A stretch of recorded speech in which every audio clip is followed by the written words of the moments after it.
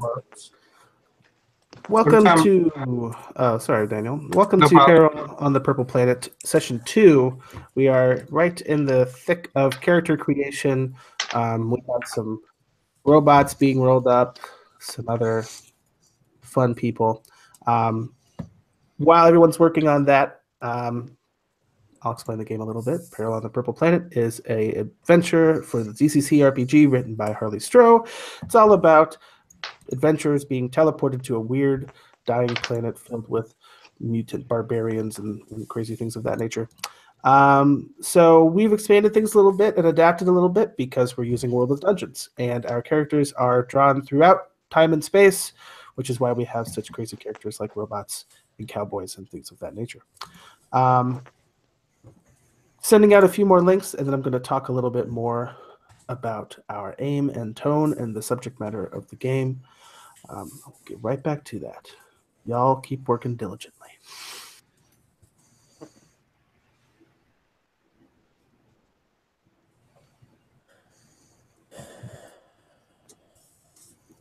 I am not awesome. My stats are pretty okay.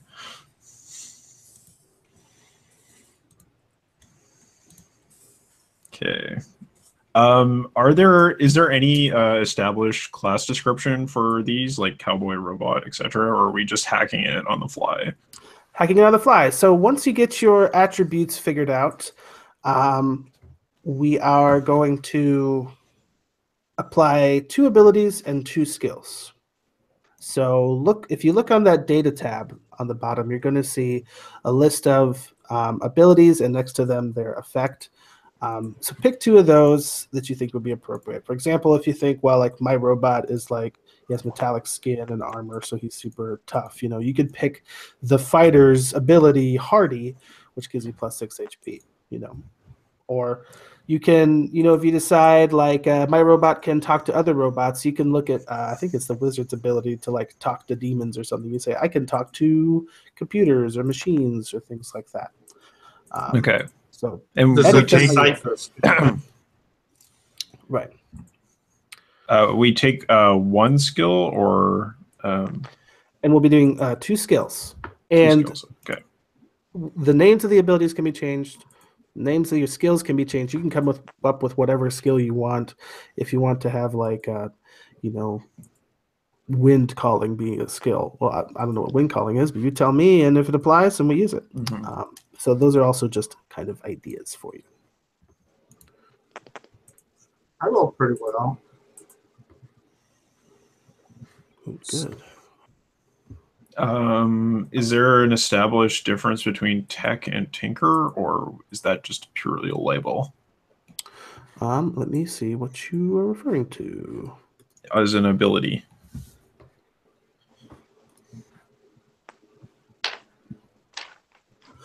Yeah, so the tech ability talks about like building items to perform a specific function. So like kind of like jury rigging or something like that. Whereas tinker is more like a thief's ability to pick a lock or a pocket or kind of tricks of the trade type thing. Gotcha. Did everybody get okay? I see. If you click on it, it gives you a description. Cool. Yeah. And Jen, do you prefer Jen or Jennifer? By the way, Jennifer. Jennifer, do you want to roll for your party link or do you want to roll in Hangouts? I can't roll on Hangouts. I was trying that. I guess I can't do that with my tablet, so I'm just gonna roll physically here. Oh, that's fine too. Works for me. Okay. This be a thing.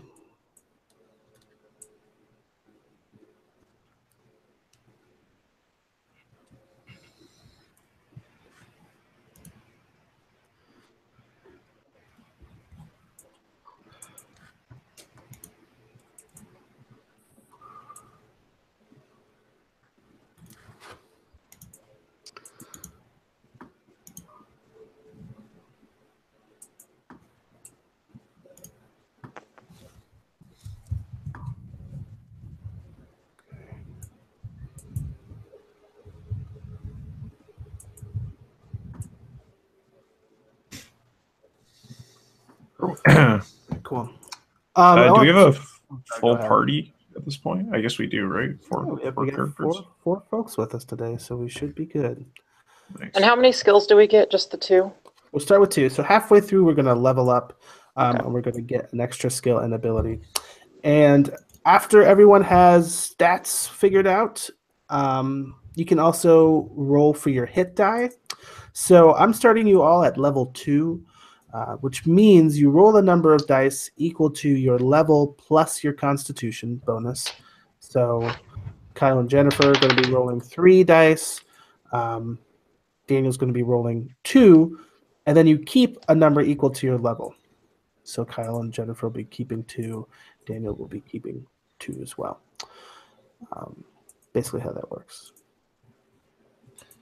Okay, so we're rolling 2 die and keeping 2. Is that correct? Well, Kyle, since you have a +1 constitution bonus, you get to roll an extra die. And then you Oh, just okay. So roll 3, keep 2. Right. Got it. Eugene, are you having luck with your character creation? You kind of figuring out what you want to be with infinite options. Yeah, I've actually been using a separate document to calculate everything just so I can dump it in when it's all finished. Sounds good. I'm going to go with a thief sort of character, a sci-fi thief. Oh, yes. Very good. So, kind of a Han Solo-esque. Yes. Oh, man, I can be your Robo Chewie. As long as you're not C-3PO. Yeah, no, I'm not. Don't worry. And we have a space warlock. That's our Jedi. Exactly. Space Warlock. Yeah. It took us 6. So I want to talk about the aim of our game today. We have a 3-hour time slot, but I really want to make sure that our game is done in 2.5 hours. So we have time to do epilogues and feedback or anything, and that you all can get to your next games on time. I'm playing a game right after as well, so I want to make sure we respect everybody's time there. So I might smash cut a little bit. I might montage a little bit. I might just say, this is the end. Let's figure out what happens from here, just so we can make sure everybody gets to their next schedule on time. Tone, I want to touch on that as well. I'd sent out a document to some previous RSVPers, but things get shaken up a little bit at the con. But the tone I'm going for is basically I'm trying to connect with this OSR feeling of nostalgia. Because I was not around during the 70s when original versions of D&D were coming out and things like that, I have a harder time connecting with the OSR's nostalgic passion for things, which really comes through in DCC modules. I've listened to Harley Stroh talk on podcasts, and he's a very passionate person, and I want to kind of try to experience that. So I've been immersing myself in that media of that time, listening to a lot of Black Sabbath albums. I listened to the audiobook of A Princess of Mars, which is from the Appendix N, which is something the DCC pulls from a lot as well. And looking at art by Frank Frazetta and people like that. So I'm trying to go for something a little bit more serious, but at the same time, I recognize that the fact that we're on a weird planet with a robot and a space warlock, and there's some element of comedy inherently present there. But I think if we start a little bit more serious, a little bit more grim, it gives us more room to go gonzo than starting there immediately and just going totally wild. What does everybody think about that? Yeah, that works. I think hitting that Star Wars tone may be appropriate if we're trying to play this a little bit more seriously. Mm-hmm. Yeah. Star Wars is a good touchstone. They have that serious stuff, but then, it is still space warlocks and robots. Yeah, they take their sorcery seriously. I had a fan try to argue with me that there was no actual magic in Star Wars, that it was all chance and fate. you know, like everything could be explained by just like good luck, basically. And I'm like, guy shoots lightning out of his hands. And it's like, oh, but that's the Emperor. It's like, oh, well, I guess there's just one, and it comes with the title. Yeah. You know? It totally means there's no magic in Star Wars. Right. Well, and Star Wars is quite clearly fantasy, and even the oldest Not OSR. according to this guy. Well, he's quite clearly got a different Star Wars in mind, I guess. He's talking about midichlorians or something, but the original, you know, the OSR had sci-fi mixed in, right? Like Barrier Peaks had a space aliens and a flying saucer in it, right? So Expedition to Barrier Peaks. So we can do a sci-fi OSR. It's totally legit. Oh, yeah. Yeah, 100%. And finally, last thing I want to touch on before we get started is subject matter and safety. So inherent to this module are going to be themes of like body horror and gore, torture, slavery, things like that. These are pretty heavy topics, and I don't want to make too light of them. I also like to avoid bringing in like real world racism. You know, I'd prefer if your cowboy wasn't off, you know, giving out racial slurs, for example, things like that. When it comes to elements of that time as well, like looking through Frank Frazetta's art, for example, there are sometimes, well, oftentimes elements of sexism, right? That's something I'd like to try to avoid as well if we can. And at the Gauntlet, we have a mandatory X card on the table for GauntletCon. If you're not familiar with the X card, it's a safety tool we have in place where if you come across content that is problematic, that you are uncomfortable with, you would like removed from the game, you can say X or X card. You can throw up an X in the video. I'll be keeping an eye on your little windows there. You could type an X into the chat, anything like that, and we will cut that content from the game. I also have an open door policy. Kyle, you mentioned that, you know, you might be feeling unwell and you might need to step out at any time. If anybody needs to step out, take a break, you can come back, you can step out for the rest of the game. That is totally acceptable. Take care of yourself first. Really appreciate it. Thanks a lot. Yeah, absolutely. Is there anything anybody else wants to discuss with subject matter that they would like to have covered up front?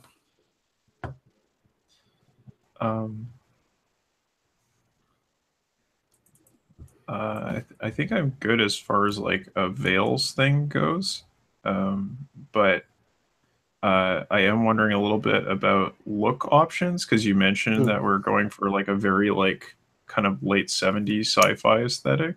Sure. So I'm thinking about like what a robot in that vision might look like.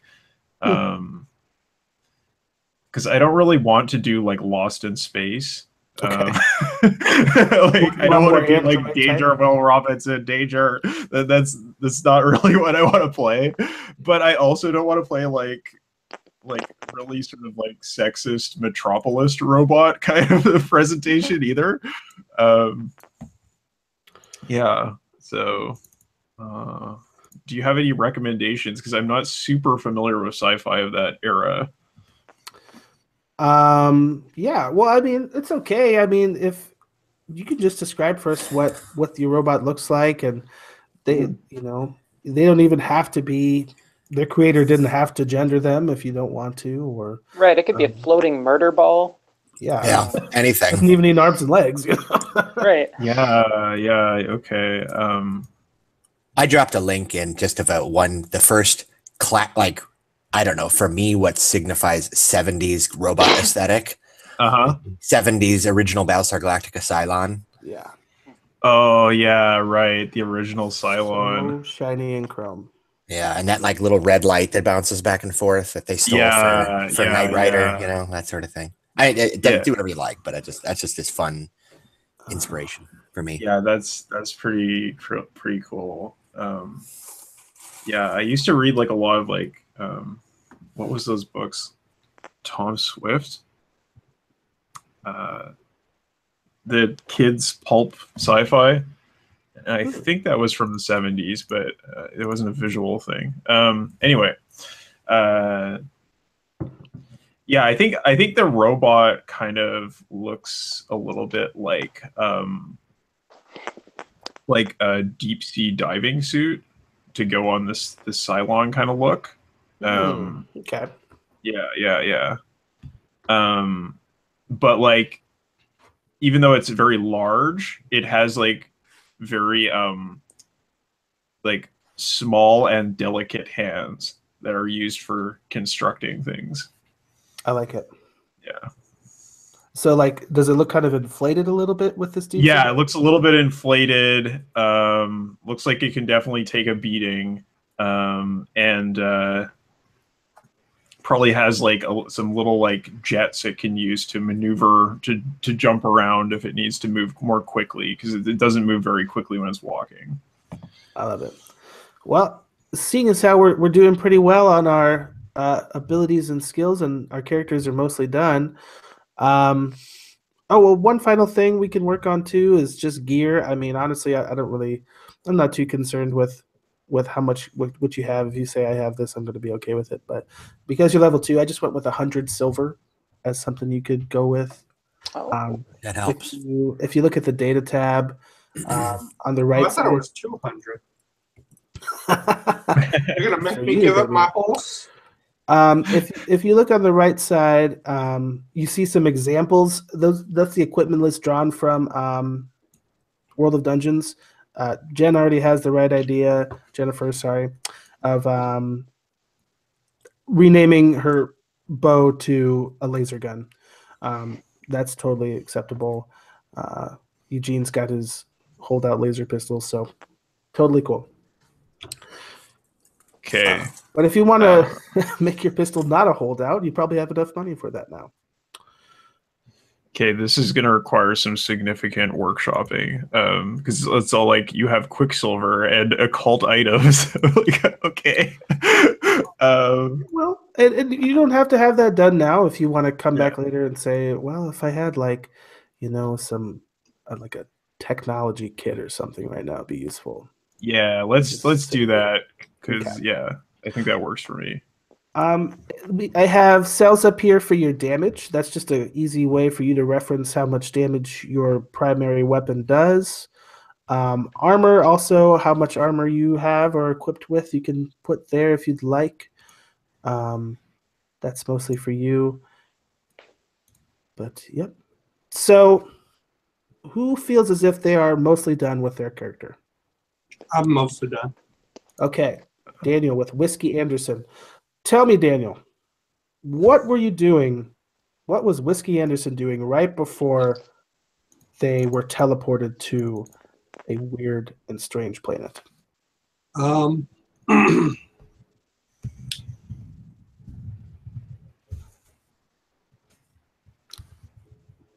was. I had just.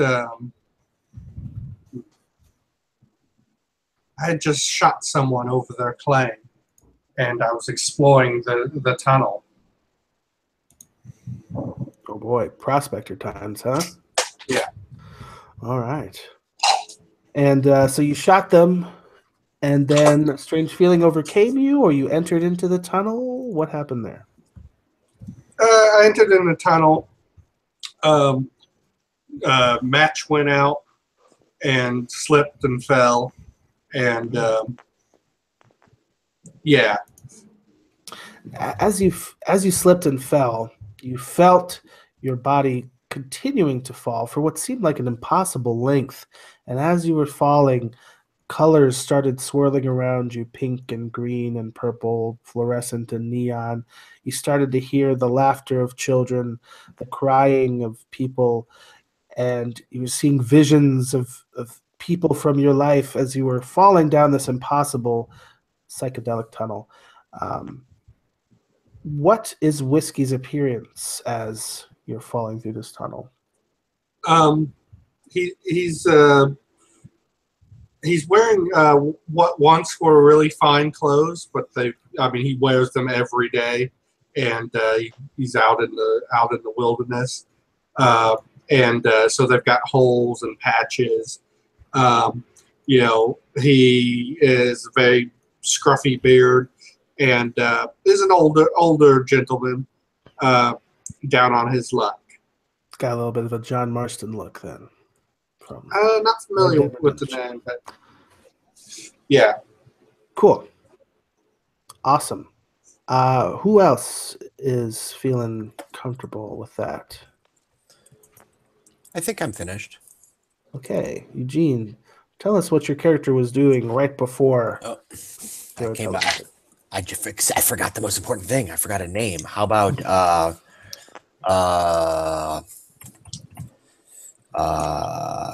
Vance Quasar, Oh. a space scoundrel, has an eye patch and stubble to match, and wears odd science fiction-y clothes that look like they were designed in the 1970s for the future. It's the future past. He wears, strapped to his upper right thigh, a blaster with 18 knobs on it, and around and a pack slung on his shoulder. And he was walking into a strange cantina with a bunch of bizarre aliens when a fight broke out, and one of the squid-headed aliens threw a strange device at an enemy, but it went astray and struck our hero Vance, who was then sucked into a portal opened up by this device, and he fell, arriving at his new destination. Excellent. Looking forward to the further adventures of Vance Quasar. I'm really liking this idea that that this game is going to be like a film that was shot in the 70s and sort of relying on 70s but no racism. Props, but no racism, right? Props and things like that. You know, the bathing suit robot was about all that was available in the budget. Speaking of bathing suit robot, you ready, Kyle? Yes, I am playing as Moonkosh 771, and I believe I was actually deployed to a deep sea exploration mission when perhaps some elder thing took a hold of me and flung me across the cosmos to our new destination. Ooh, intriguing. And you've already mentioned Moonkosh's look. They have, you know, the little delicate hands, but they have the big, deep. Yeah, they're big, sort of like, kind of almost blob-like, very like a pear-shaped robot with like large, very like stout legs. And I think the look of their head is somewhere in between, like a deep sea diving suit, like the circular little portal, and the Cylon with the light inside. But I think their light is probably like a oscilloscope. Yeah, that could work. And I think the look is like that color you get on like 80s PCs, that like orange color from CRT a PC 80s CRT. Yeah. Very cool.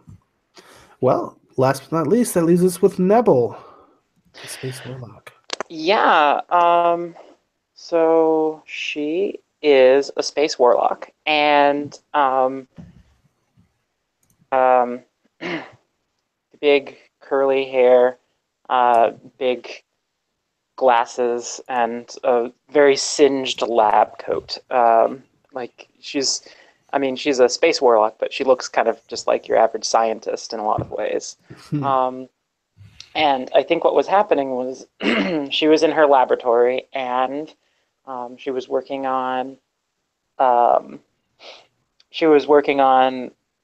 summoning a new demon or spirit of the stars, and something went wrong, and she was transported to the Purple Planet.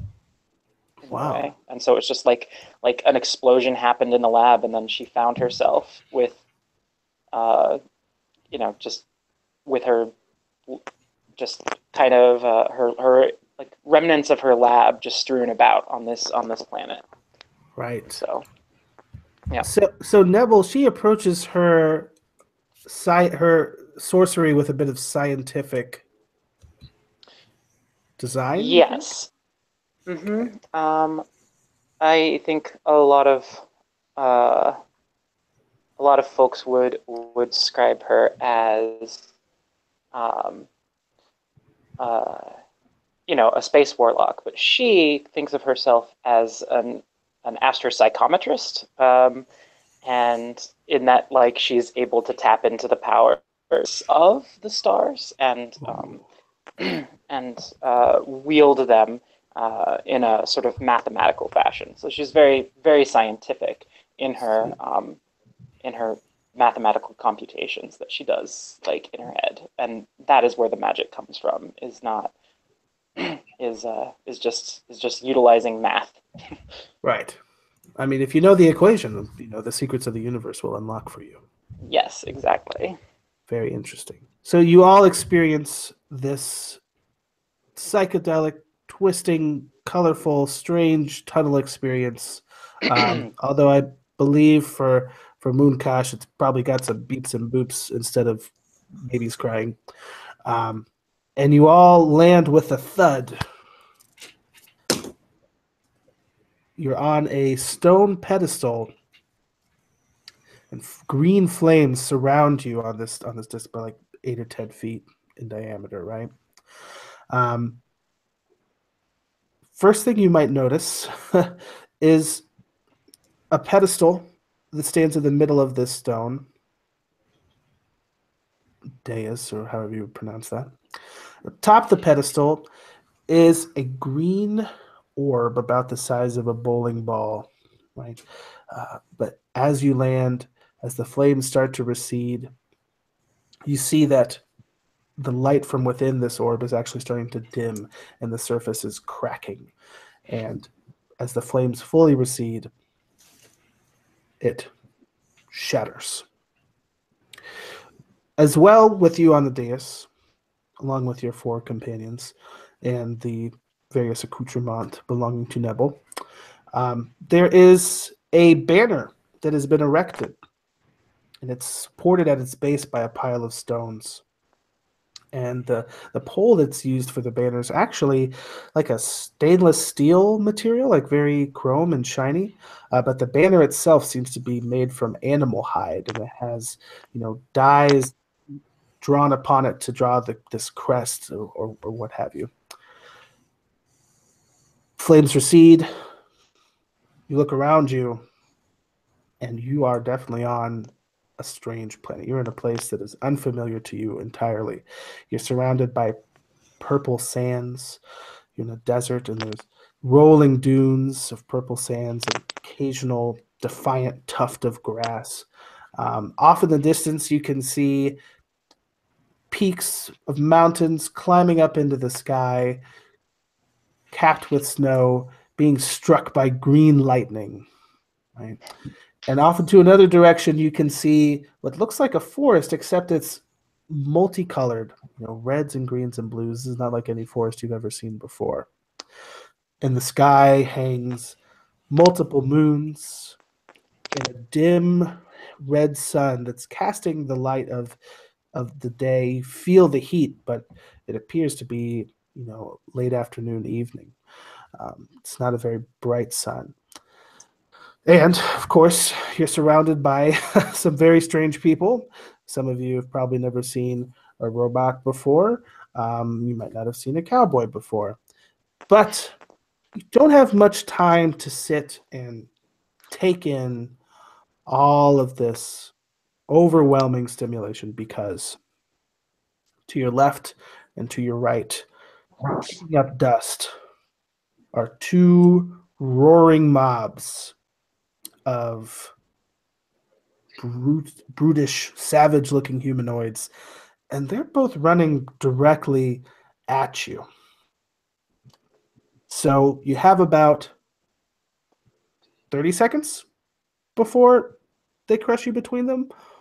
What do you do? Scream out, "What the hell?"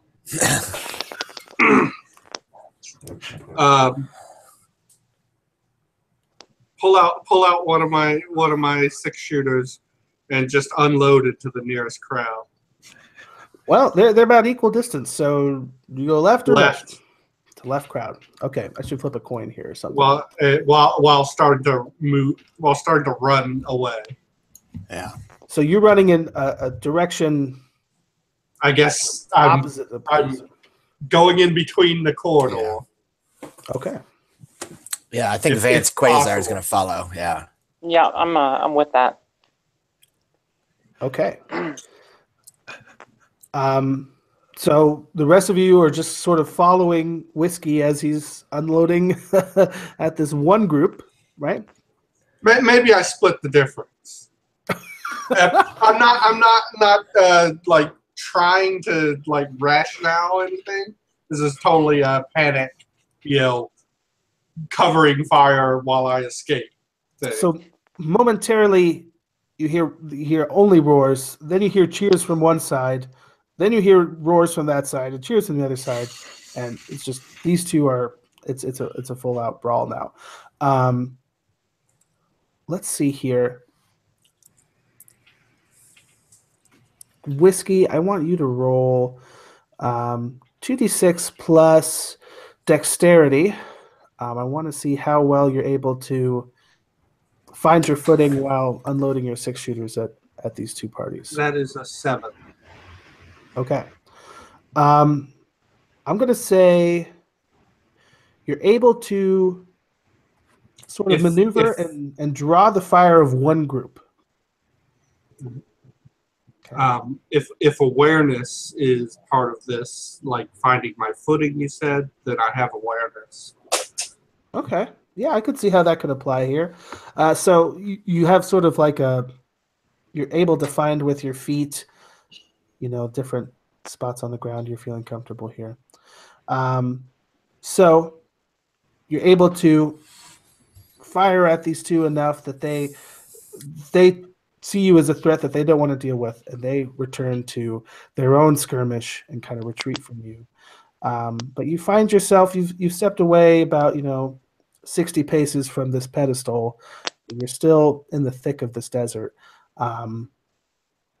You have a brief moment of rest while those two forces are fighting. What do you do now? I guess Vance will step up and say, I think we need to get as far away from that as possible. And he turns and puts a foot up on a rock and does one of those, scan the horizon poses. And it's looking for anything that looks like any sort of civilization structure off in the distance to head towards. Picking a destination on the horizon. I'm reloading. Well, you must be a damn genius. That's right. Yeah. And I think you hear words coming from Moonkosh, and it's like they're speaking in a foreign language, but then it's almost like you're tuning like an old radio, and there's like different languages that are coming in and out until eventually it hits English, and you hear Moonkosh say, request communications protocol. I think. I'll be. I think, hey, droid. Hello. So one thing you're noticing here is that despite the fact that you are all from various different planes of existence or what have you, you all managed to understand each other, now that Moonkosh has dialed in their communication, which is just an interesting thing to note. Just keep that in mind. That means it's classic 70s science fiction. Right. That. Everyone speaks English in the whole universe. Yeah. Initially, I thought about like finding a way to justify that fictionally, but then I just like the Babelfish. Yeah, it's Babelfish. Sure. Yeah. It's TV. As Vance, you are scanning the horizon. You don't see anything that looks like a structure or civilization or anything. It looks completely wild, savage wilderness. But you do see some different, forms of terrain. There's the giant mountain range, of course, right? And beneath that, in the foothills, they have these sort of rocky outcroppings that rise up like fins out of the dunes of the sand. You can maybe find shelter underneath one of those those rocky outcroppings. You see that the forest, potentially has opportunity for cover. And then you're out here in the desert. So that's kind of your choices there. Is it very hot where we are? It's not that it matters to Moonkosh, but yeah, well, it's hot and it's dry, and being a undersea robot, that might be something that you're not accustomed to. But the heat, it feels so draining and exhausting just being under this heat. You just, you want to find shelter. Your body is crying out for it. Well, friends, if I can call you that, are we gonna do forest or rocks? We need to get out of. We're out in the open here. What do you think? Well, Nebel is our leader here. What do you think? I feel as if the forest might be our best option right now, just because it would provide a different kind of cover, and we might be able to forage for food if this bucket of bolts is good at perhaps being able to identify whether something is edible or not. So I would imagine going there would be our best option. And I say, I concur with your analysis. Forests indicate moisture. Moisture is useful to living beings. And indeed, the forest does indicate moisture. And as you travel there and get closer, you realize that it's not just a forest, it's a jungle. And it's not just a jungle, it's a mushroom jungle. These multicolored leaves you thought you'd seen from a distance are actually the effects of many different multicolored fungi. Tall mushrooms rising up 30 feet in the air, short little puff balls sitting around you. Some are glowing, fluorescent, but over 20 different kinds if you were to count, right? And it's very humid here. The closeness offers a lot of moisture. Will someone roll a die of fate for me, a d6? I want to see how treacherous this forest is for you. If I wasn't certain before, now I know I've hit my head. 5. I have a 5. Okay. So as you enter the sort of line of stalks of woody mushrooms here, you see what appears to be an abandoned camp. Right. You see some stone clubs and stone spears laying around, the remnants of a campfire, things like that. So someone else had been taking shelter here. Did they leave any grub behind? Indeed, they did. You see some bird-like things stuck on a hardened skewer. Looks like it's been roasted. I don't think that the chef had much of an idea about the concept of rare. So it's pretty crispy and charred. But it looks Give it a sniff and then eat it. Okay. I mean, it's not very tasty, my friend. It's protein. It's fleshy. But it's not very tasty. Who was hungry? It's probably tastes like somebody left a rat out over a week and then decided they ought to bake it up. So And I say, That's what we call Friday special. I say, I do not require nutritional intake. My systems run on nuclear fission. And at that point, I think it's like Moonkosh's legs like retract into its body, and it like sits down on the ground. And then there's like a kind of like exhaust pipe that sticks out of its back, and there's this huge gout of steam that goes blowing out of it. You can say you're not hungry. You don't have to get angry about it. My reaction does not indicate anger, but refreshing of my systems. Well, you turned into a giant natural oil diffuser. So yeah, Vance is standing there, and he says, "What an interesting smell you've discovered right now." Does anyone want to, kind of search through this camp more thoroughly, or do you want to keep moving along? Absolutely. Okay. Whoever wants to do that, I can take a couple people. Roll plus wisdom for me.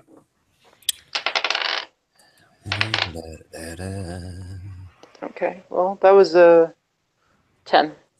Okay. Nice. Nebel, are you looking for anything in particular?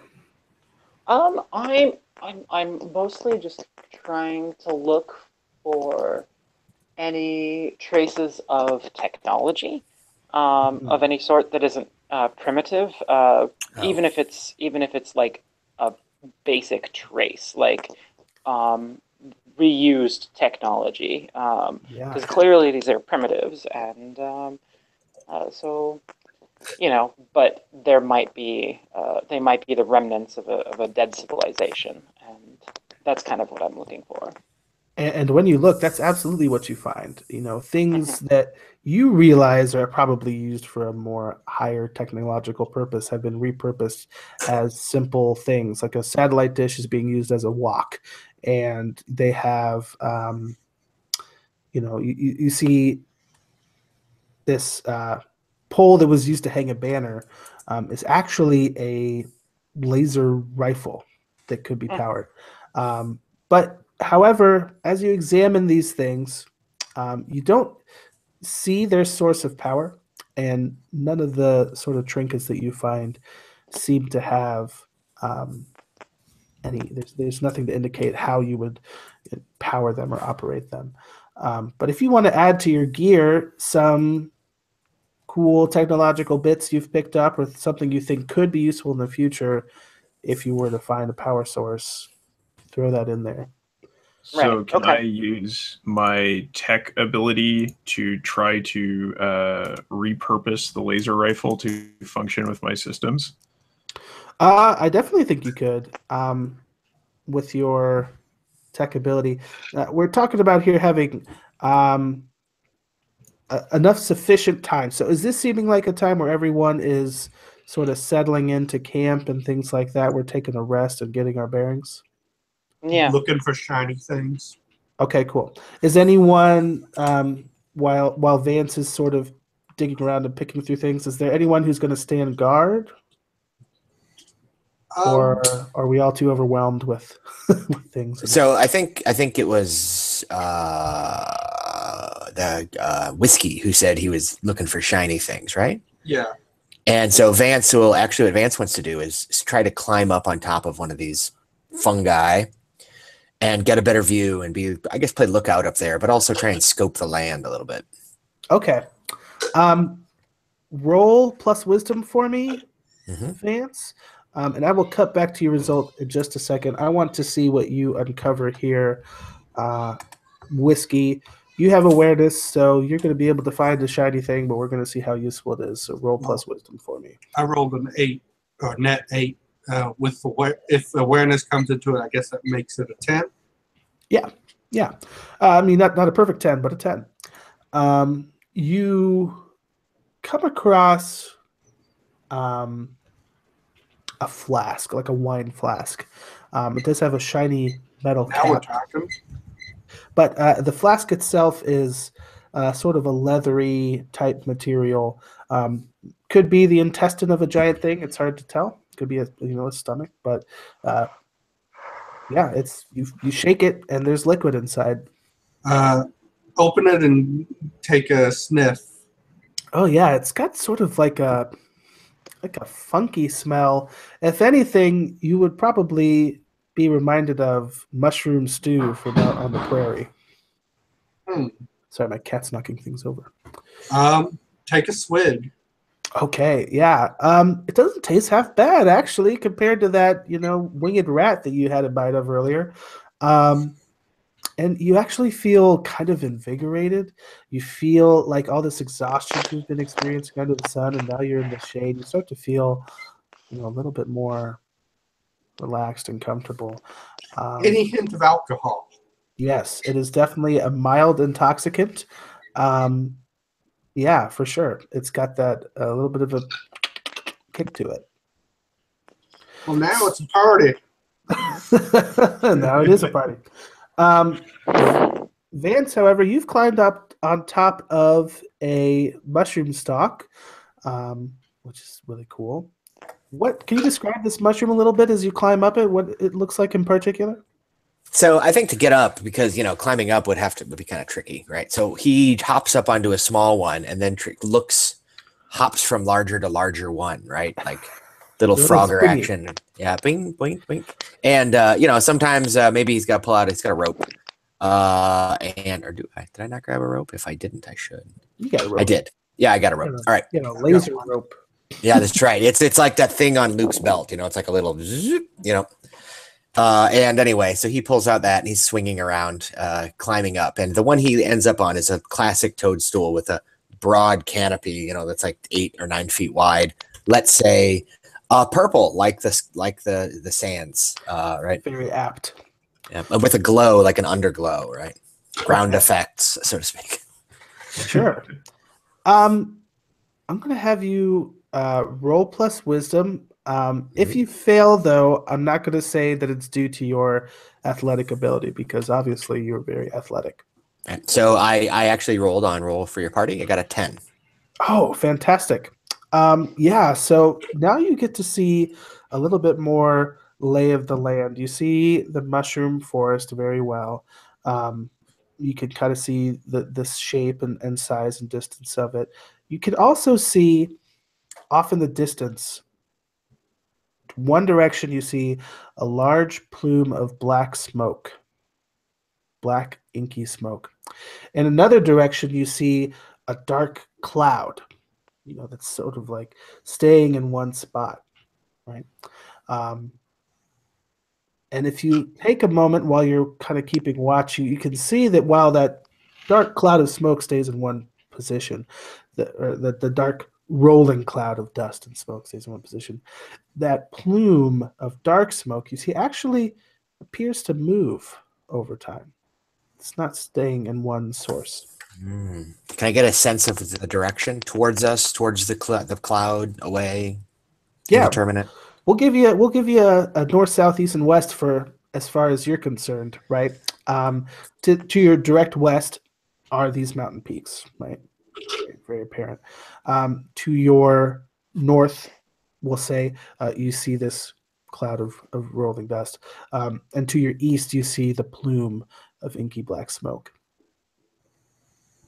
And does the plume seem to be moving toward us, or away from us, or north or south, or can I not tell? It seems to be moving south. Okay.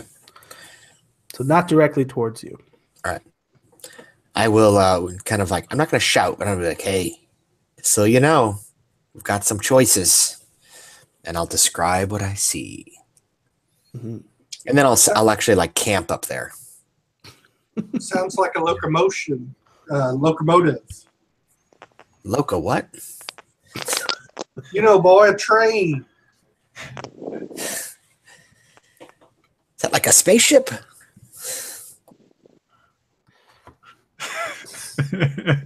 So you've all had some time to rest here. Whiskey, do you share your flask with your compatriots, or are you hoarding that all for yourself? If they want it,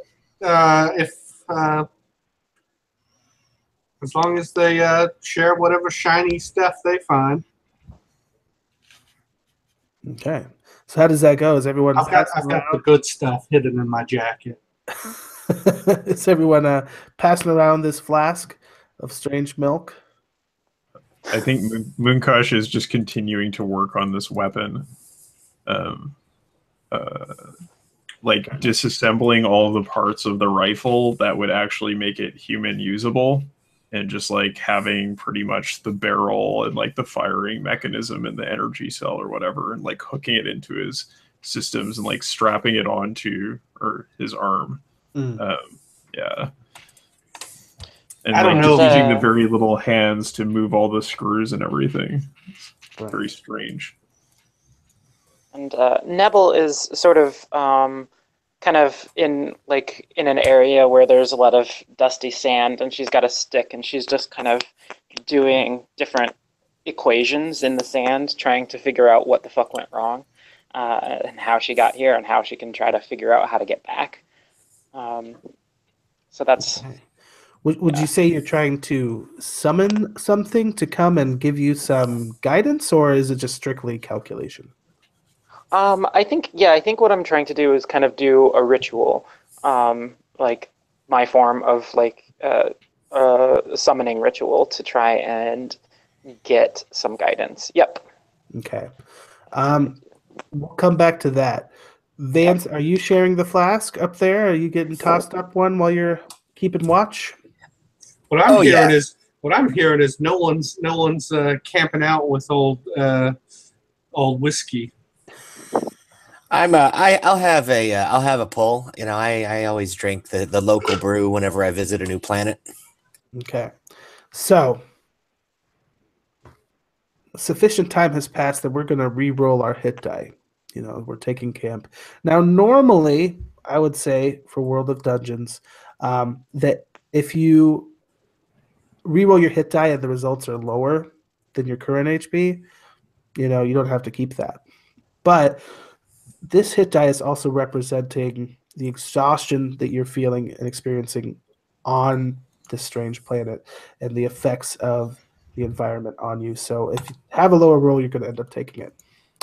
And we're going to come back to this ritual here in just a second, but I would like Whiskey and Vance to roll your hit die, but you're going to get an extra die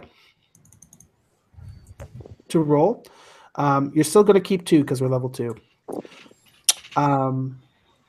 And Nebel and Moonkash, even though you don't have the same sort of biological nature as everyone else, I think you haven't found any sort of technological way to, you know, boost your recovery process. So you also are going to roll an extra die, but you're going to take the lowest. Plus extra hit of the dice. 2 that you roll. I was doing that wrong. Oops. Okay. Does that So make that sense? means I'm at a 10 actually. Yeah, from what I had. So if I can add, so I have a con bonus of +2. So I'm actually going to be rolling at level 2 4 hit dice. You're going to be rolling at 5 because you had a sip Because of of the the drink. restorative moon milk. Yes. And I keep 4 of them, right? You keep 2 because you're level 2. 2. Okay, so 8. All right, +2. So I was supposed to take 46 and take the lowest, right? Yes. Okay, The lowest sorry, 2? Lowest or... 2. Yeah. Oh, wow. And that's for me as well? Mm-hmm. Well, okay. Okay. It's not too bad. Got an 8. Yeah, and I was just like intending for like my like steam venting thing to be like the representation of how Moonkosh rests. Right. Yeah. Yep. Totally cool. But you can be on the lookout for something that might help boost your restorative processes. And I will say, moon milk is not the only way to find rest on this planet. You might come across some other means of restoring yourself. How is Nebel's HP doing? Not great. Oh boy, yeah, we're all looking pretty low here. She's down to 5. Oh, even worse. I started with 5.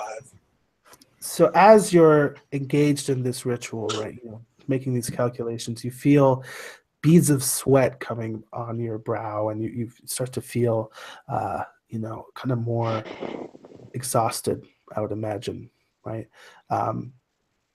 how does that affect your calculation? Is this like a fever dream sort of thing you're now engaged in? Does that make you more intelligent feeling as you go along? What would you say? Yeah, I feel like it's just I mean, it's like it's the stress of being in a strange new place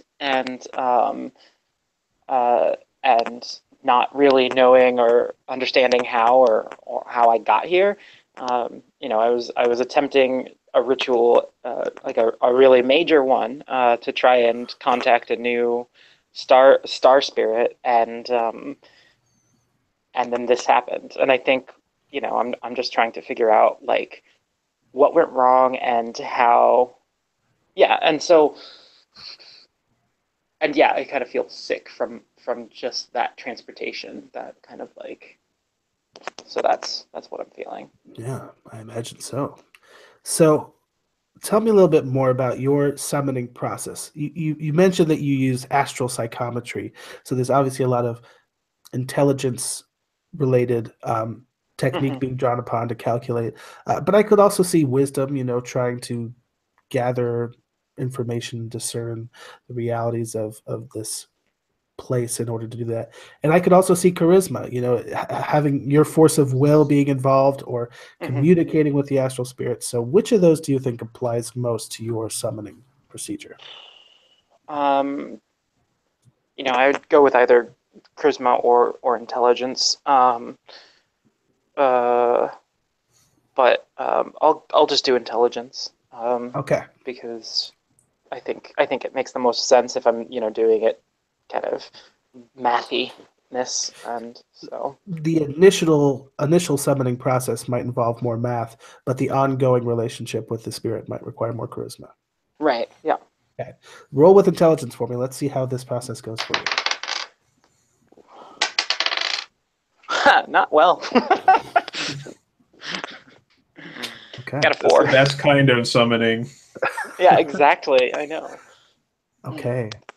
And I'm imagining that through this process, you've also used up one of your um, occult doses, right? Um. Well, because the summoning is like if you have time, you don't need Quicksilver. I see. The Quicksilver is just like for quick summoning, Okay. as So far as since I you've had remember. time, well, sure. And if that's how it works for Nepal, that's awesome too. So describe what the spirit looks like when it materializes in your camp.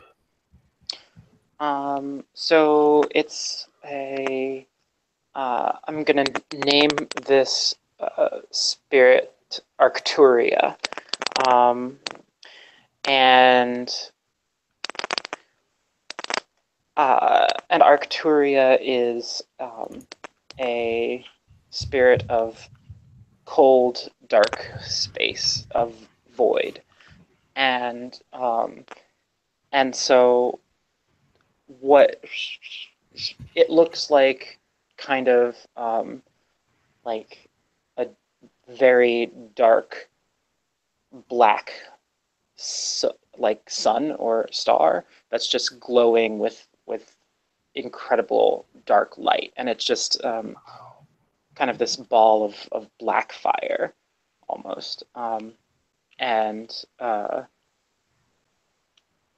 and it just like appears in front of me. Yeah. The remnants of the campfire start to glow with a black flame and it sort of Mhm. coalesces up into this orb. And you hear it say to you, cries out in a painful voice, "Why, oh, warlock, have you brought me to this place? Oh, this realm of pain and danger and doom. My siblings here are experiencing a terrible curse, a terrible planet you have brought me to. Why do you torture me so?" I'm trying to figure out why I'm here. I was attempting to get in contact with one of your brethren, and I must have miscalculated, and here I am, and I would like to know how I can get myself out of the situation. Oh, my brethren, that red sun you see hanging in the sky, he is dying.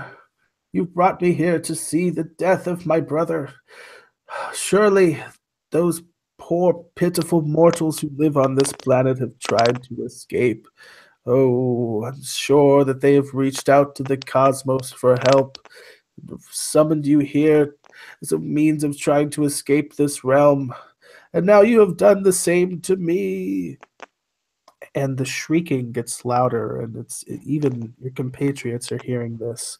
And Vance, up on top of this mushroom, you see a little bit of a disturbance coming from the direction of that rolling dust cloud.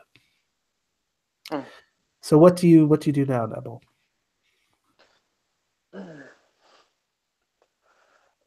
You have a very angry, despondent spirit. I ask her, well, perhaps the spirits of this the mortals of this planet have reached out, but you and I, we have a relationship, and I would like your help in trying to find a way off this damned God's forsaken place, so that maybe I can get back to my work. I cannot do my work here if all of my contacts are angry every time I summon them. So please help me get out so we can continue our very fortuitous relationship. Indeed. Roll plus charisma. Okay.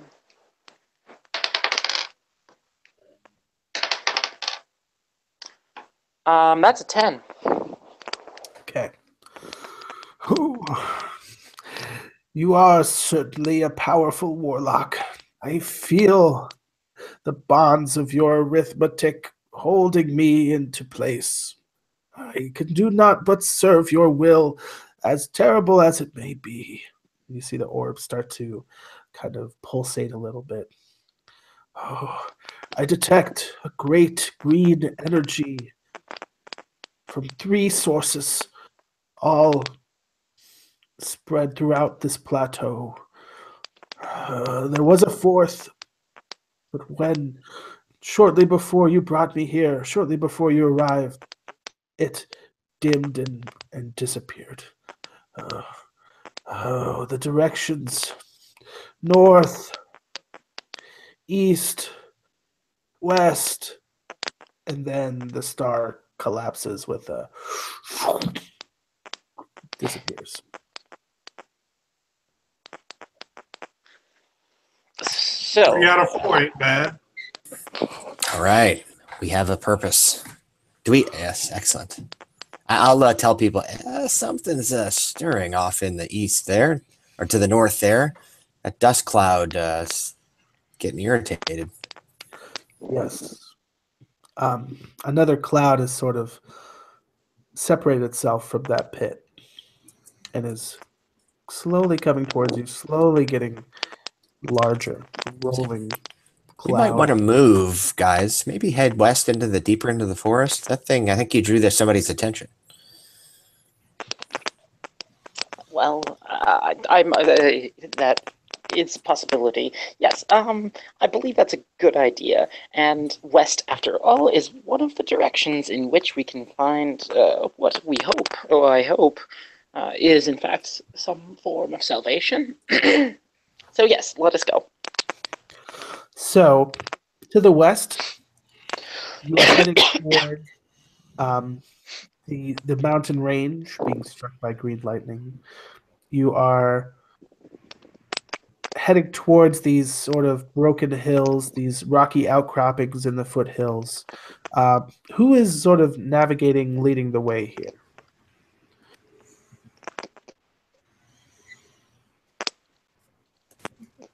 Vance, I He's think like- it might be you, but you're Your muted. cowboy, maybe. Yeah, don't I know. think the cowboy. Yeah. Vance will look at Whiskey and be like, if we were in a spaceport, I'd take the lead, but I think Whiskey is a little bit unrattled by what he's just seen. Contending with the robot is bad enough, but now he's got somewhat of the Salem persuasion. So he like if you guys all push him ahead, he's going to go ahead, but he's going to be watching his back. Okay. Whiskey, I'm going to have you roll plus wisdom, but your survival skill is going to come into play here. So you can keep that in mind. I like the idea of him like leaning over while that scene was happening and saying, "I think she may be a witch," and then he realizes he's talking to a robot. Yeah, and he's like, "Never mind." And I think I just like, even if you're like walking away, like never mind, and just like walking away, I just say concurred. The conjuration of stellar phenomenon within this atmosphere was highly irregular.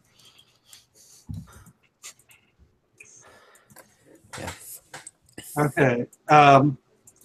So I'm rolling plus wisdom Yeah. and do the survival. Well, I rolled a 10 in that case, Oh, cool. So and I've got survival and awareness. yeah, so you're definitely going to be able to get here. I know which way without- is west. Yeah, you managed to evade the tracks of this cloud. It goes in the forest, and you know how to sort of navigate the dunes in order to keep out of sight. But as you're traveling, right? I'd like Do to I know hear anything that might be a train whistle? You hear like a high pitched noise, but it's more of a than like a. So Wow, you did that well. well, I live next to a train, so I also live next to giant shrieking monsters. I can do both equally well. As you're traveling, though, I want to know from each of you one person in your party whom you find intriguing, or something on their person that you find intriguing, something about them, where they're from that's intriguing, and someone who you find kind of a little unsettling, right? Something about them sets you off. So, Well, as I've said, I'm definitely a little bit unsettled by Neville, and I'm intrigued by Muncash because, like, this looks like an invention. This looks like something I could sell if I could get it back to the West. what about Mooncash seems, profitable potentially to you? I'm not an engineer, but I've seen trains and they're a lot bigger. But if he's like that, he is a lot further ahead than the people in London. Vance, how about you? Who's someone you find? He doesn't have anyone's name written on him either. Yeah, and So- I think maybe like the steam venting is probably like common to trains, so that's Yeah. maybe a little bit less intimidating. That makes sense. So I think Vance is a little So Vance feels actually fairly comfortable with robots and even space warlocks, simply because of the representation as super science. But he's a little uncomfortable with Whiskey, simply because he's worried that Whiskey with his rustic ways will not make a bad decision at some point, let's say, right? It's gonna happen. Yeah. Whiskey's like, I can't trust this person. They're a wild card. But is most interested in Nebel's space warlock powers, thinking, because droids are like a dime a dozen where he comes from. But Nebel seems to have the ability to manipulate space and time, which if I could get her working on my warp drive back home, That'd be great. I'm really interested in that. Yes, although your warp drive might take on a personality. Fair. Yeah, it might be a demon warp drive, which isn't like I now need to go write that story. All Nebel, pluses. who is intriguing and who is off-putting? I think that Nebel seems to really actually respect Mooncash, because like despite it being a robot, she views it as having actually a form of respectable intellect, even if that is an artificial intelligence. And so she definitely seems to respect him, or it, I guess, would the case be. And but she doesn't really seem to pay attention at all to in any way, shape, or form to Vance or Whiskey. She kind of like just eyes them with sort of like disdain because of she sees them as just riffraff, and Scruffy she nose can't really tell the difference between the fact that one is a sci-fi riffraff and one is like a primitive riffraff. It's just like you have your uses, but ultimately, I'm not too. I don't find any need to respect you, and that's kind of her attitude. Very interesting. So now that you've had some time, No, I still gotta do mine. Gosh, of course. Apologize. So no problem. Yeah, I think Moonkosh is interested in Neville because Moonkosh was created as a scientific probe, and I guess they're hoping that they can somehow get a sample of the stellar matter that Neville is able to conjure. That would be a new discovery, so they would be fulfilling their mission. And I think that Moonkosh is a little bit skeptical of Whiskey because Moonkosh's sensors indicate that his blood alcohol level is highly elevated. Very cool. Yeah, so can you tell us a little bit more about Moonkosh's mission? That's something that drives them strongly? Yeah, I think Moonkosh's mission was to go like undersea and try to just like collect any kind of highly anomalous samples that they could find and then return them to their masters. And like my inspiration here is kind of like 1970s like Soviet or like Hungarian science fiction. Yeah. Interesting. Yeah. Okay. I keep seeing that one scene in Pacific Rim where they show the portal. Yeah, totally. Which is weird because I just played Atlas Reckoning today, so that was like 100% Pacific Rim. I never get to play those games. So now you've all had enough time to sort of introduce yourselves, share names, share a little bit about where you're from, why you're here, all these different things. We're going to say that that's happened. You make your way to the foothills of this mountain, and you see some more abandoned camps. Other people have been taking some measure of shelter here as well. And you even find a trail that leads up into a pass in the mountain, right? And you see as you travel this way, right, you see some animal sign and some more remains and things being left behind, right? But you, with Whiskey's superior survival skill, manage to evade anything predatory in nature. Okay. I don't know if we're following their path or if people are just avoiding us. Well, either way, you've had some extreme luck.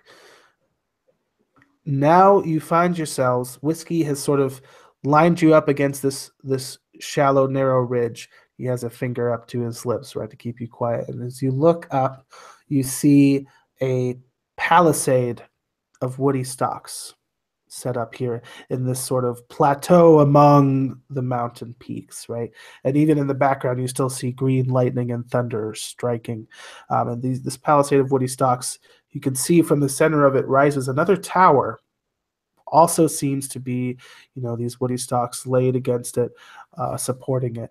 But it looks like a camp. And you see, it's good that Whiskey has kept you quiet because a sentry is walking the top of the battlements. They're carrying a banner that has these dyes sort of cast upon it. Looks kind of familiar to that banner that you saw when you first arrived.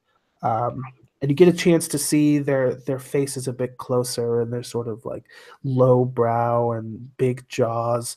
And with Moonkash's sort of extreme sensors, you can see that they're carrying necklaces and bracelets made of biological remains, right? You see fingers, ears, things like that are being kept strung about their necks. And they have all of these ritualistic tattoos and scars upon their bodies. But they're carrying like stone clubs and stone spears, right? Nothing too impressive.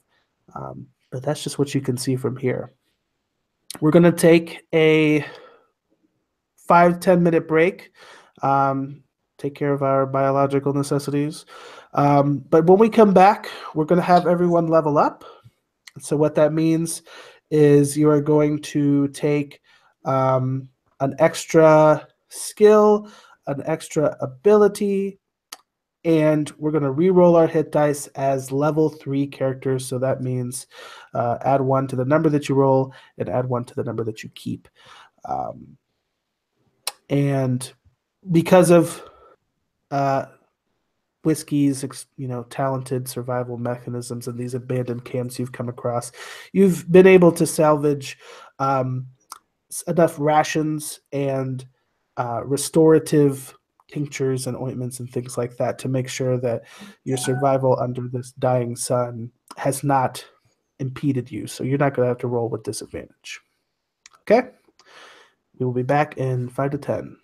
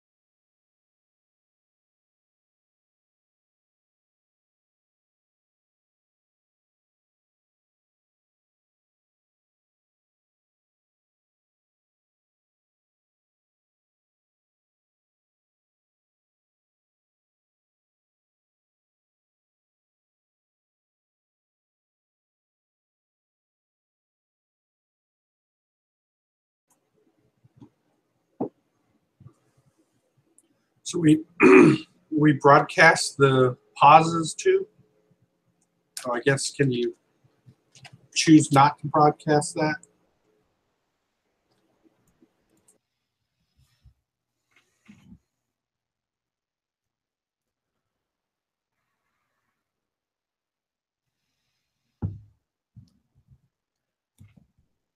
I think you're muted.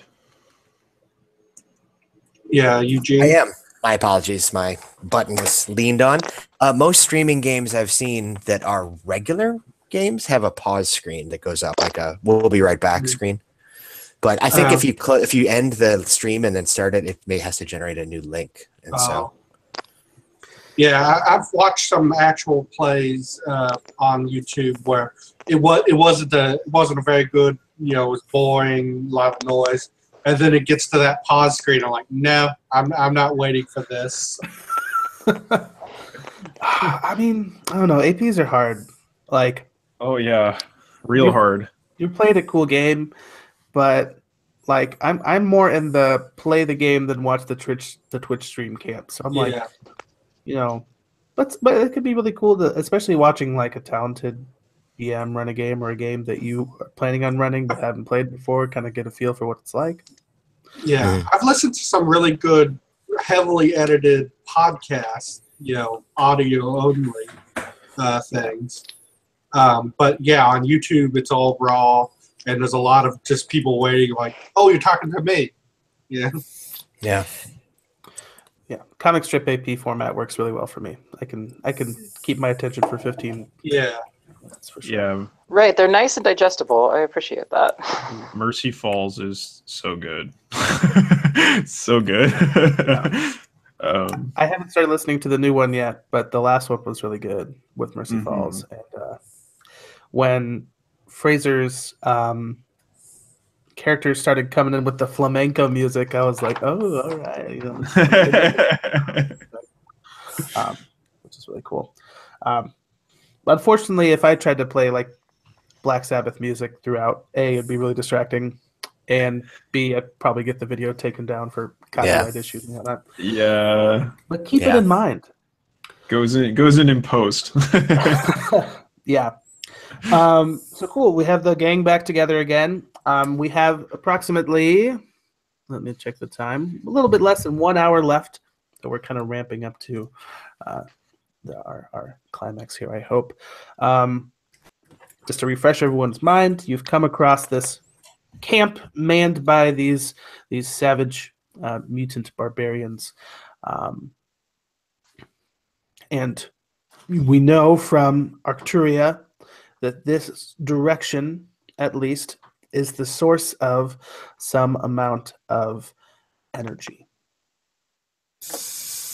Is there a way to get around this camp without engaging? Like, can we go climb up the mountains around it, or? Yeah, I mean, I bet if you walked around and looked, you could see if you could find something like that. Had to be. Are we doing level up too? I forgot. Yes. Did we have a chance yet to get that done? If not, you know, just as it comes up, tell me about it. When it comes to leveling up, it's sort of, you can either describe it as your character class improving from experience, or maybe you're saying I picked something up while born here on the purple planet, right? Oh, are we doing +1 die take the lowest still for HP? Yeah, we can do it with advantage. Since you've had some moon milk and some other things you've picked up along the way. Okay, so I'm gonna roll that. I don't want y'all to be too paper thin for what comes next. Oh boy, that didn't go well. All right, I got 7 HP. And we keep 3 now because we're level 3. Yep. Yes, we are keeping 3. If you want to metagame it a little bit, take the Hardy ability. You'll get 6 hit points. Yep. Yeah, I got top. 6 for a robot. Okay. So well, you got armor. And now might be a good time for us to establish Nebel what sort of, futuristic technology junk you've acquired, and if you tell us a little bit about your laser rifle that you've managed to cobble together here, Moonkosh, that'd be cool too. Sure. Yeah, I think as far as the damage goes on it, I'm guessing it's like a 1d6 plus 2, because that's like equivalent to like a heavy bow gun. And yeah, just kind of has disassembled all of like the trimmings of the gun and has fastened it to their forearm, so they can kind of just fire it. Yeah. And if you have some ideas right now, Neville, go ahead and share them. But you could also have like a little bit of a flashback thing, where it turns out that I had the perfect thing for this moment. I think I like that that way of doing it. Having the perfect thing for the moment. So Vance, you want to sort of circle the camp, keeping out of the eye of the sentry, and see if you can find a nice alternative means of entering the camp. Yes, that's the plan. That sounds like a little bit of a stealthy action for me. So roll with Dex, and your stealth ability comes into play.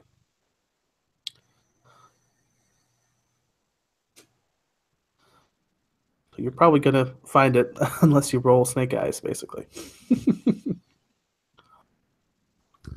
All right, so I rolled a 5, but I have a +3, so it's an 8 plus whatever stealth gives me. Sure. So you definitely managed to evade the eye of these sentries, and you find that there's a certain part of this palisade that just kind of abuts up next to this mountain, grade. So it doesn't actually go all the way around. So the sentries also can't go all the way around. So you could kind of come in from this grade and find a way in. The footing is not great. It would probably require still some more stealth to not really, kick up the rocks. And I hope that my cat's purring is not like blowing out my microphone as I tell you all this. But this is CatCon 2017, along with being No Pants Con 2017. So you're going to have to bear with those factors. So yeah, you have that in mind, Vance. Does anyone else have any sort of preparation that they would like to do before they, storm this camp? I've got, I think, 2 bottles of fire oil whiskey. I'm preparing for Molotov. Okay, very cool. This is the good stuff. I decided my magical, my occult items kit. I'm counting that as a supply of nuclear fuel. So I don't know if that's going to come into this situation, but that's what Moonkosh runs off of. So you could maybe go turbo or something. Yeah. Okay. Is that what they call the good stuff where you're from? Probably don't want to drink that though. It is a high quality fuel mixture. Liver damage would be the least of your problems there. So is this. What you got, Neville? So I decided that instead of just having something that I can pull out of random, I would have a I was able to cobble together an upgrade for my armor, which is a deflector aura armor, to allow it to have a cloaking function, so I can be invisible. Very cool. I like it. If that's okay. Okay. So you all sort of communicate this information, this strategy, and this knowledge. And are we all coming in from one direction? How are we entering this camp? Well, I mean, we could just. I found a way, so if you like, we can try to sneak that in that way, and perhaps help each other to be a little more quiet. Somebody could, like, for example, go ahead and find the safest footing path. Say, someone who's good at, I don't know, surviving such things, and I have taken up the ability of scout, so I could keep an eye out for things and let people know. Right, it's teamwork. Sure. And Neville, you could just walk through the front door if you'd like. I can.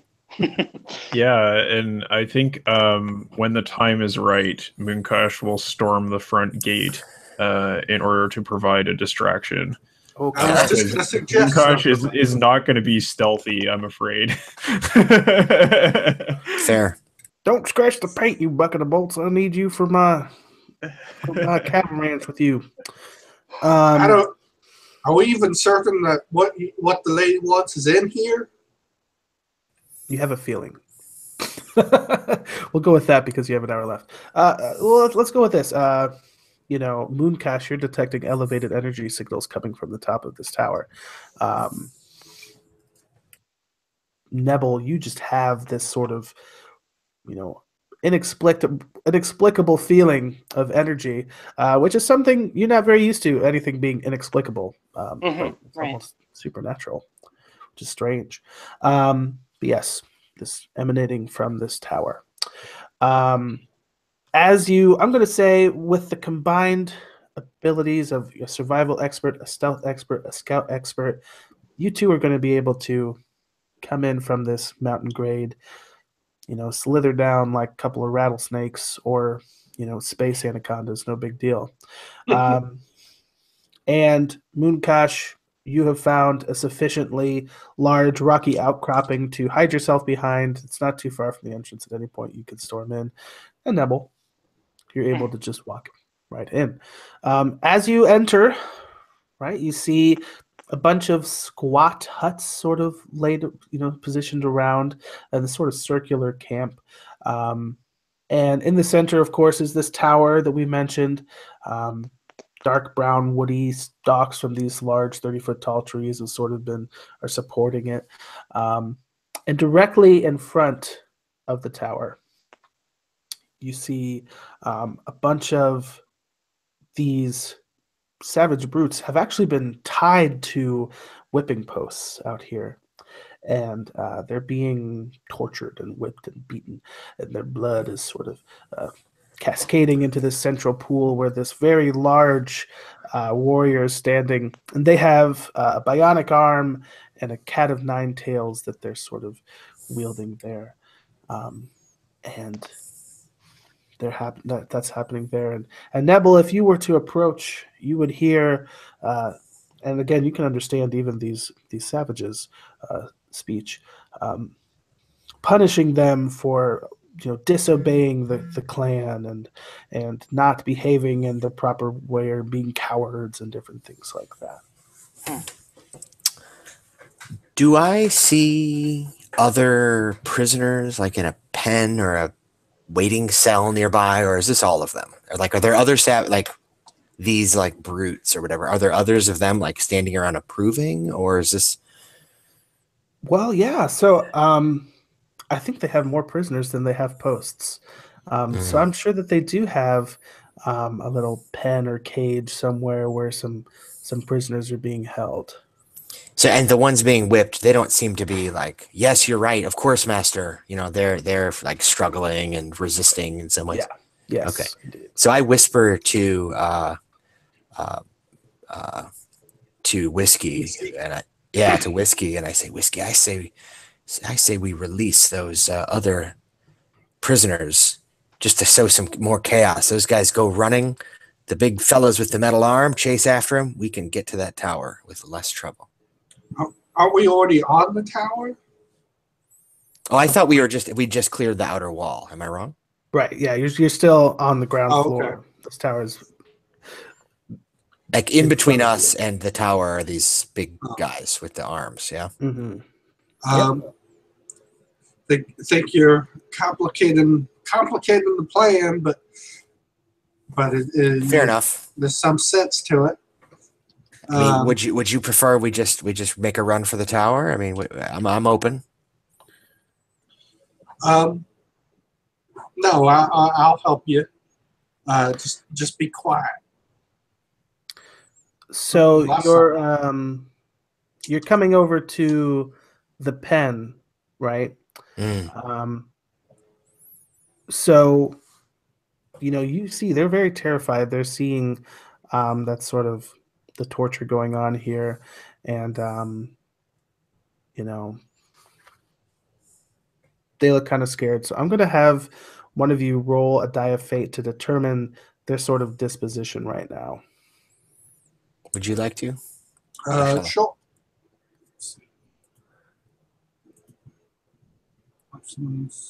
It's a D6. A 2. Oh no! So, as you come over to, I knew this was the wrong plan. These pens, you see other strange aliens, right? They're not the same species apparently as these warriors are. Their eyes grow very wide, and one of them comes up to you and says, "What are you doing here? They're going to kill you. They're going to kill you. If they see us talking to you, they might kill us." Yeah, it's like, we'll free you. You can run. We'll make a distraction, but actually, you'll be the distraction. And you can't run from the Kith. They're fighting an endless war. They've been fighting for eons, since my father's generation and their fathers, and there's no way you can escape from them. Are you crazy? They'll just torture us more. Pick up the trusty laser blaster, my phaser, whatever it is, laser phaser, and say, if they don't have one of these, and well, that doesn't mean anything to him, but sure, they just have rocks tied to sticks, but they have 100 warriors in this camp. There's no way. And of course, and they sort of like look over their shoulder up at this menacing tower that seems to be like leaning over you. Their masters are up in the tower. You don't want to face their wrath. So if you're going to want to convince these prisoners, I don't think they got the gumption. To run, yeah, I can try. I'm going to need you to roll, and if you have a skill that applies, let me know how you can convince them that they can escape or should escape. I can give it a shot, but Whiskey, you might want to spin a delightful lie as well. I'll say something like, I think you're putting a lot on old Whiskey's back. So, all right, well, then I'll pull out my whiskey flask, which I included. Instead of a wineskin, I listed it as whiskey flask. And I'll hand it to him, and I'll say, take a drink of this. And then I'll say, listen, isn't it the truth here? Whiskey, this flask, you drink from it, makes you invulnerable from attacks for 1 minute. So drink it and then run. And as long as you get out of this camp in 1 minute or less, you're free. It also makes you more handsome to the opposite sex. I can't vouch for that, but you can certainly pass it around and let everybody have a drink. And then I'll open this gate and you run for it. You ready? And a couple of these prisoners look around and they're like, "Oh man, only the opposite sex? That's too bad." Yeah. So go ahead and roll with charisma to see if you can convince these prisoners that this liquid courage grants more than just courage. I will. All right, 10, because I have a +1. Very good. So they sort of pass around this brew. It's like they're it goes down a little hard on the palate, but they say, "Yes, this outsider's magic. I can feel it working through me already." Yep, sound like a freshman. You just have to find a way to break us out of here, and we'll leave. We'll escape back to our homes underground. How are they secured? So they're not shackled. They're free.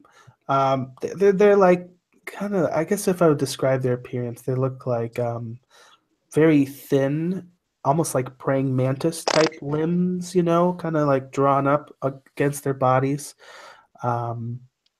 but there is like a padlock type thing on the cage door. I can't open this quietly. I can, or I can try. I got my lock picks and a tinker skill. Yeah. I'm gonna be building up my immunity to bullets. So I'll give that one a shot. I guess. So given enough time, you could do this without any issue.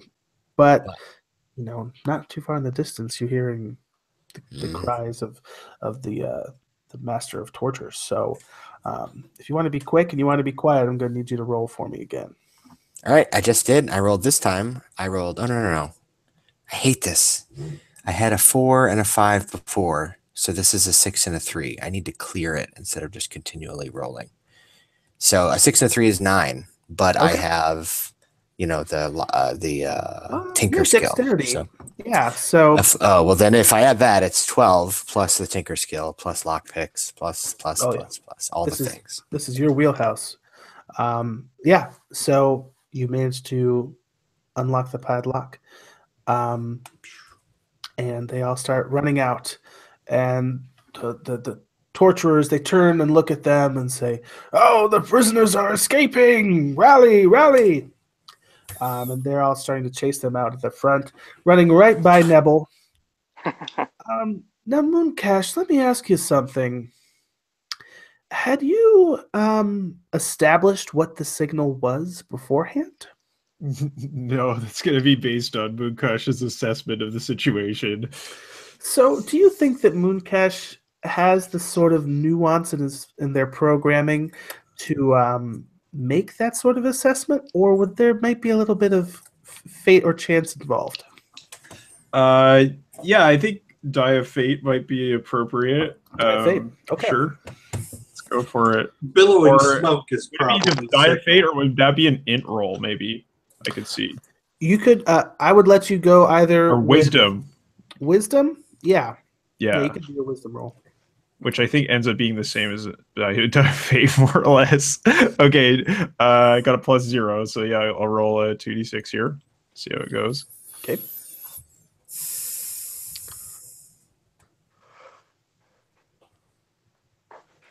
All right, I got an 8. Okay. So,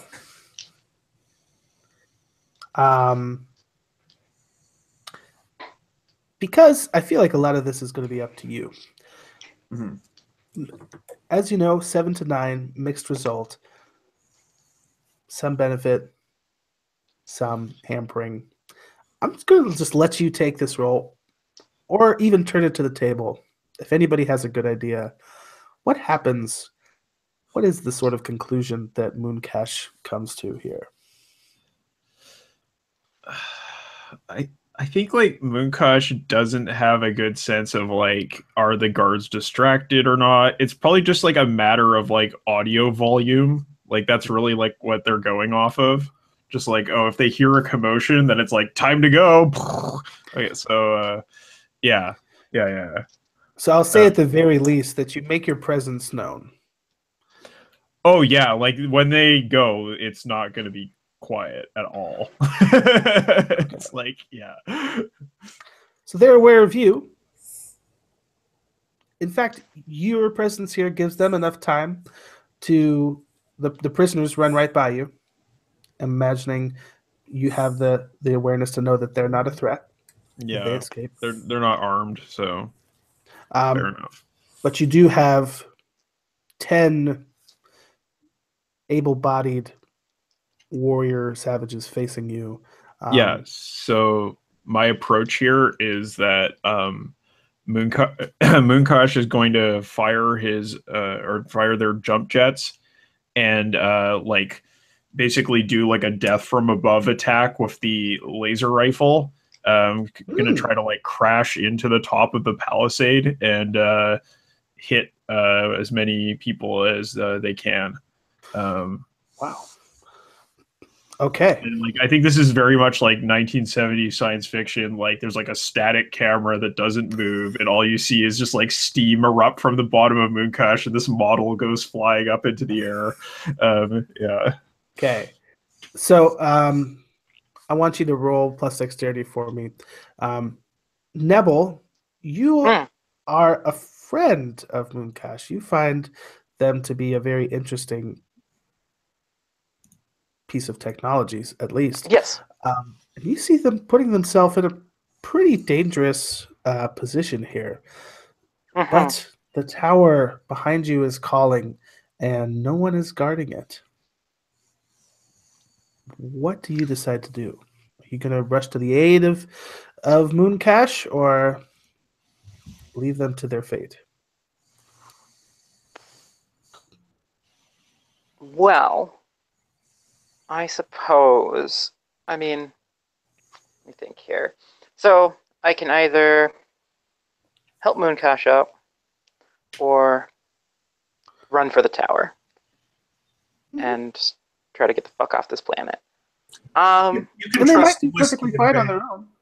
You can trust Whiskey and Vance to know what they're doing with Space Crystal.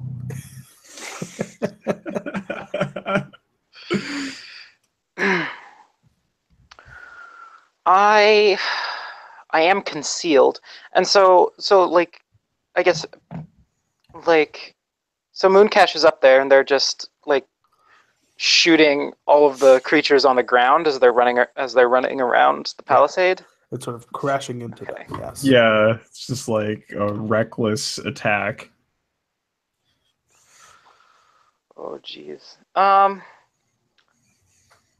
I guess you know what I'm going to do is I'm going to take out a flask of quicksilver, and I am going to drink it, and I am going to I'm gonna drink it, and I'm gonna see and summon my other spirit. Yes. Okay, and- so just to let you know, I got a 7 on my roll. Okay. So I'm going to do with that while you're thinking about what your spirit might look like, Nebel. Mhm. Mooncash, you're able to take out quite a few of these warriors that have sort of just now responded. Some are still waking up from their huts and their camps and sort of climbing out of there. You take out 7 of them, even with your laser rifle, but there is still the master of torture and 2 of his lieutenants, and they have cornered you, right? And the master of torture has raised up their cat of nine tails, and they're right about to strike you. Nebel, tell me a little bit more about Quicksilver. What is the chemical properties of this? How does it affect your astral psychometry? Yes. So I see it as a it's Quicksilver is called such because it is a silver liquid that just comes in these vials, much like mercury. Um, and what it is um, it's made of neutron star. It's made out of neutron star dust, I guess. So it's quite heavy. It's quite dense, and Yeah. but what it does is it's been kind of bioengineered to open up all of my synapses so that like my brain is firing on all cylinders, which is of course dangerous and of course addictive. It can be addictive if not used wisely, and um, so like so the effect of which is that uh, I kind of um, like my my skin becomes flushed, and my eyes just go wide, and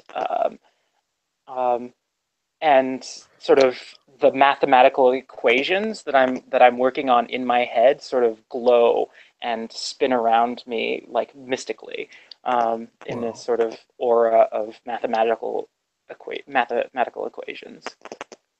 Yeah. That's kind of what it looks like. And now that you have star stuff inside you, you're almost on a similar level to these star beings. Mm-hmm.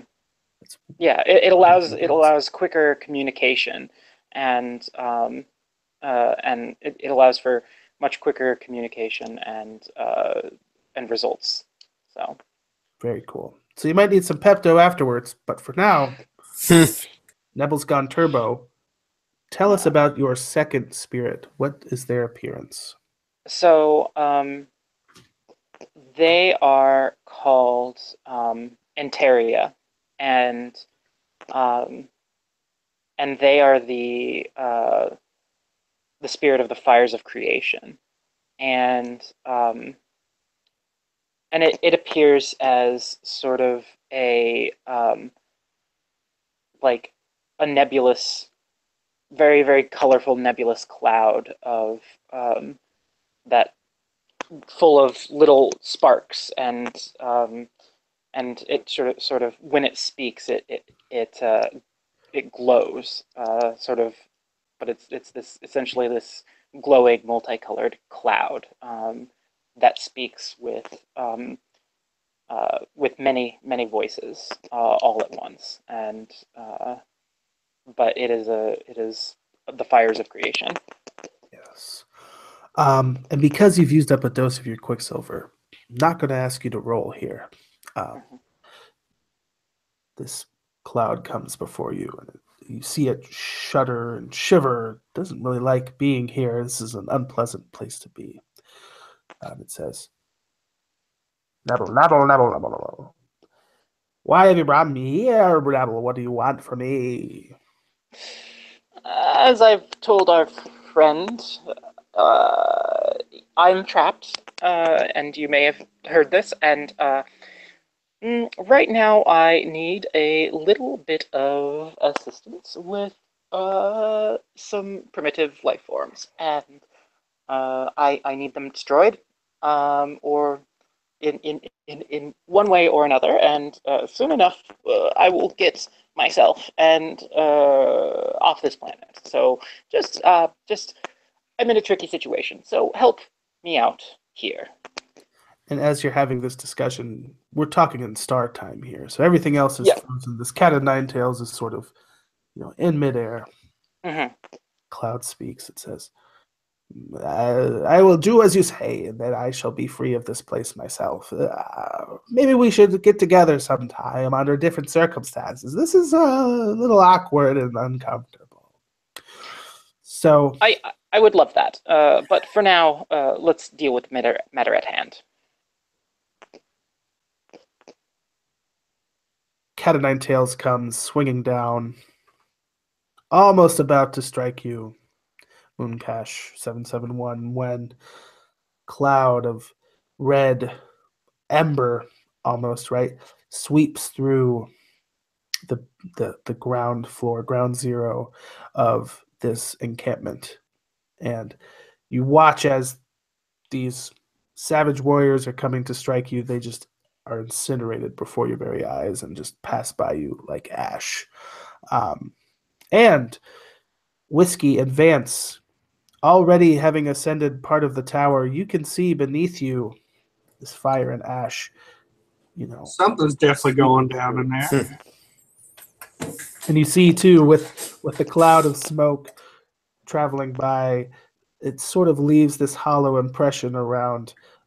Seems to be someone with curly hair and a lab coat billowing through that, but in sort of a weird invisible way. Yeah. So you're making your way up your tower, right? Nebula, I'm imagining you catch up to them. Yeah. Right? You might be a little spooked when you disengage your invisibility cloak. Mm-hmm. You come across Whoa. At the top of this tower, there's sort of a balcony that you come up, and there's a sort of smaller inner tower, at the tip. As you walk around the balcony, you come to an archway, and you see inside what looks to be a coffin to you, Whiskey. Looks almost like maybe an escape pod to you, Vance. And to Nebel, it looks like a star sarcophagus, right? It's basically A sarcophagus. A sarcophagus. Nice. Well, that's just great. Means all these different things to you, but it's there. It has a glassy front around the head, as you can see. But yeah, that's all you can see for now. It's a little dark and dimly lit in there. Do I sense this energy? This energy that I was spoken of? Very strongly. The hair on the back of your neck is standing up on end. All right. So, but do I see? It's just the sarcophagus. From beyond the archway, that's all you can see. It's dimly lit in here. So shall we open it? I think it's what we need to do. Activate it, open it. Is there some sort of panel or? Yeah, so as you've all entered the room to take a closer look at the sarcophagus, you see the light that's coming from here comes from little small flashes of green light and screens and things like that. Little panels that have lit up, and some sort of recessed lighting around the bottom. As you come closer to the sarcophagus, the glass on the front is sort of frosted over. But yeah, as you approach, I imagine this feeling of energy coming from this nebula is almost making you shiver. Let's Vance is going to go just do the reckless thing and try to figure it out. He will approach, try to activate, open. If there's a big push me red button, he will definitely push it. There's a lot of panels around with strange runes, things like that. But as you're sort of poking around, you find something that starts to beep and trill, and a hiss comes out of the sarcophagus, and fog starts to flood around your ankles, and the glass starts to defrost, and as it defrosts, you see the face of a very beautiful woman, but her head is encased in a glass jar, even within the sarcophagus, and you see her eyes open up wide. Somebody roll a die of fate for me. Somebody got it, or should I? All right, I guess I'll roll. Go for it, Vance. 4. Okay. 4. Not inherently ready to murder you. That's nice. So the sarcophagus opens fully. It sort of turns on a hinge. You see this jar is attached to nothing but a corpse. Okay. But the eyes are definitely awake and open. And the head actually detaches from the corpse. And it has these little jets. Lights, a spotlight turns on in a corner of the room. And you see there, that had been previously shrouded in darkness, is an android body. Tall, robotic body, 7 feet, without a head. And in its hands, it's cradling a large green orb. And we missed it. This jar is moving towards the android. It's starting kind of floating that direction towards the headless android. I glance over. Vance glances at Nebel and says, "Did your I don't even know what that thing was. Star demon friend say we needed to destroy those things, or that we needed to use one of those things?" I think we need to use it. If we destroy it, it won't really be of any use to us. I don't understand how destroying an object would let us leave here. So yes, we will You've take obviously never been imprisoned. Destroy the lock, free the people. I think this is where Whiskey draws the line, and he's going to open fire on the floating head. Like, He can't take it no more, huh? Yeah, this is just gone too far. And then, of course, Vance is like, "See, I told you."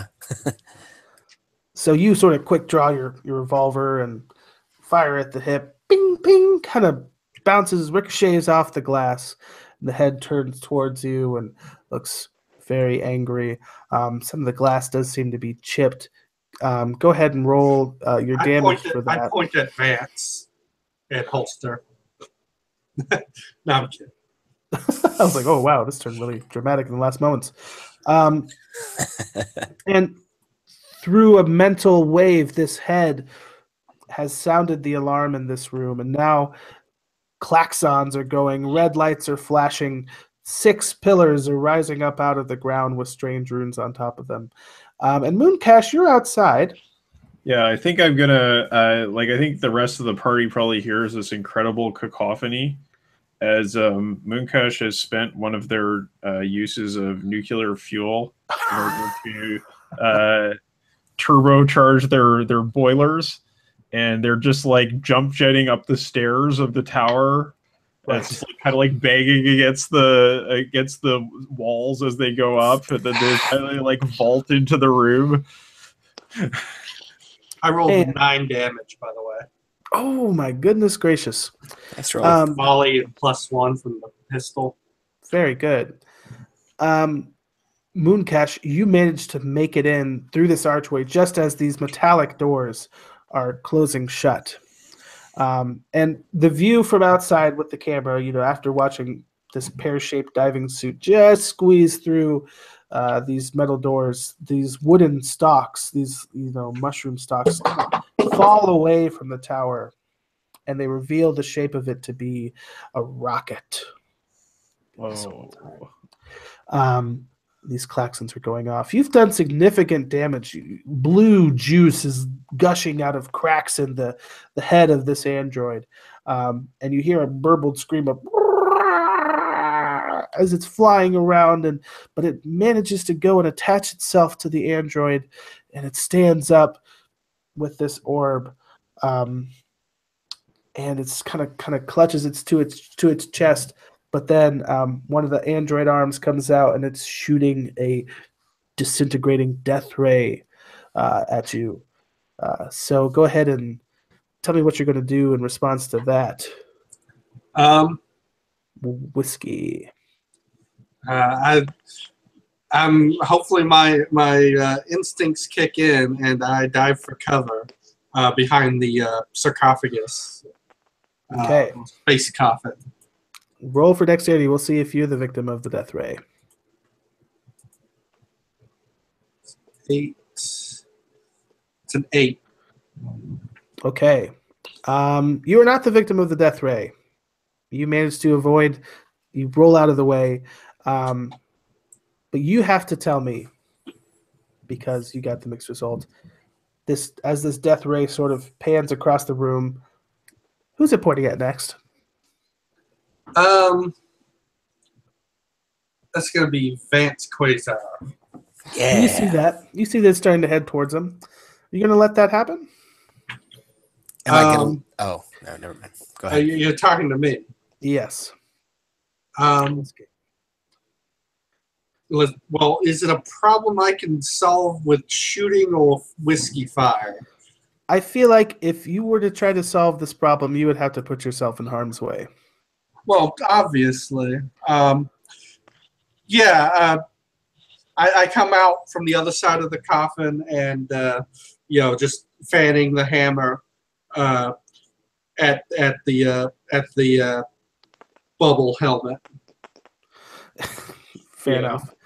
enough. Scream, hooting and hollering, and yelling profanity. Okay. You managed to distract the death ray, and it returns its gaze to you. I want you to roll D12 damage. Oh. 12 damage. Right, 10. Yep. I think that's enough to disintegrate a part of your body. Your good shooting arm that you're using is what this beam targets, and you feel it cauterize and disintegrate from your body. And of course, in our 70s thing, they just cut to a frame where your arm is sort of hidden in your shirt and your sleeve goes loose. Yeah. Your gun goes flying out of the way. You've made this noble sacrifice. You feel this tower you're in is starting to shake, whether it's from this increased arcane energy or what, you're not sure. What are you all doing now? Who's responding next? I want to shoot the android. Mooncash has their rifle and they're shooting at the android body. Mm-hmm. Okay. I'm probably rolling around for a while. Yeah. Roll plus dexterity for me here. Me? Yes. All right.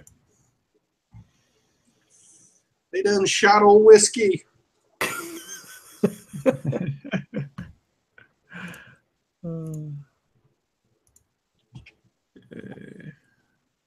Here we go.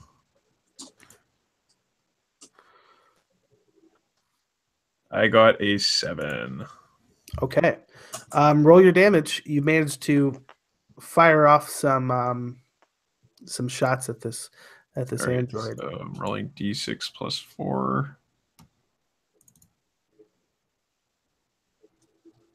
And I got a 6, so that is a 10. Wow. Okay. This thing it can't really dodge your blow your shots too well because it's still trying to protect this green orb.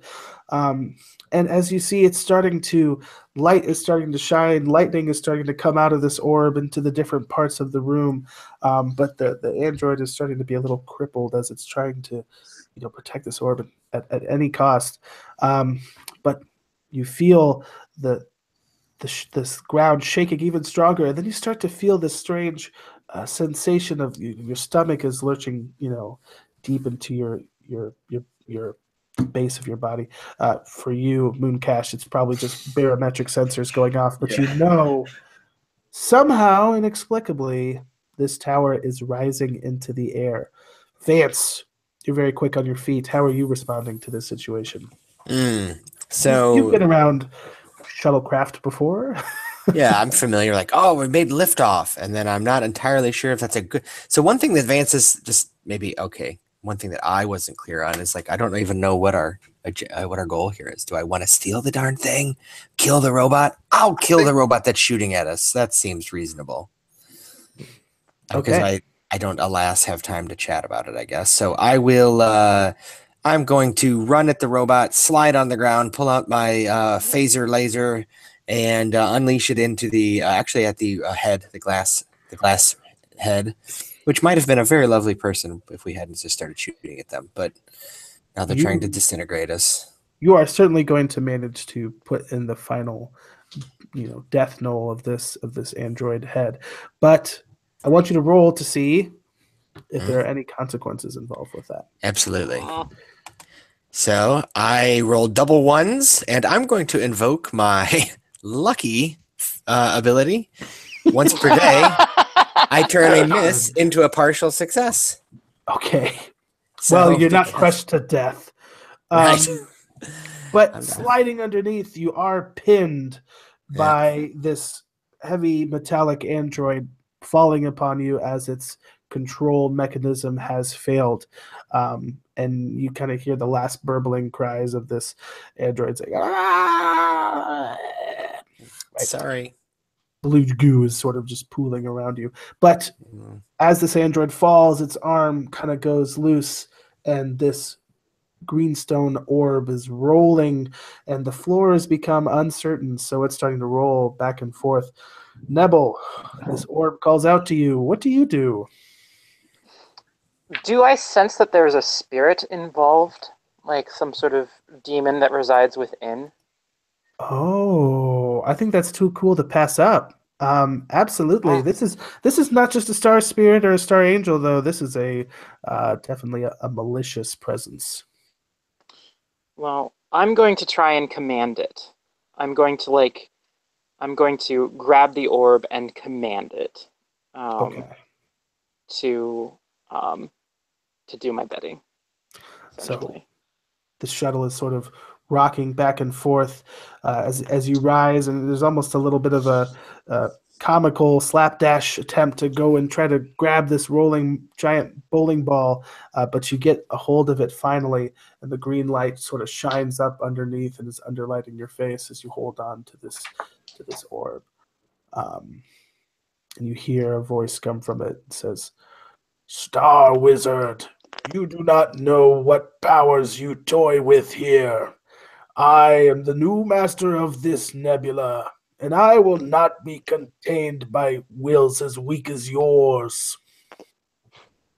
Ha! You think I am some mere wizard? Well, I assure you, I have what it takes to get you under my command. Now, bow to my will, you insolent green thing.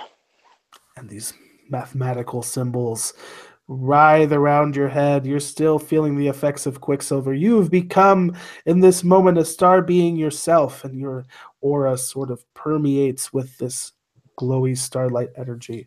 Roll with charisma to determine your force of will overcoming the star demons.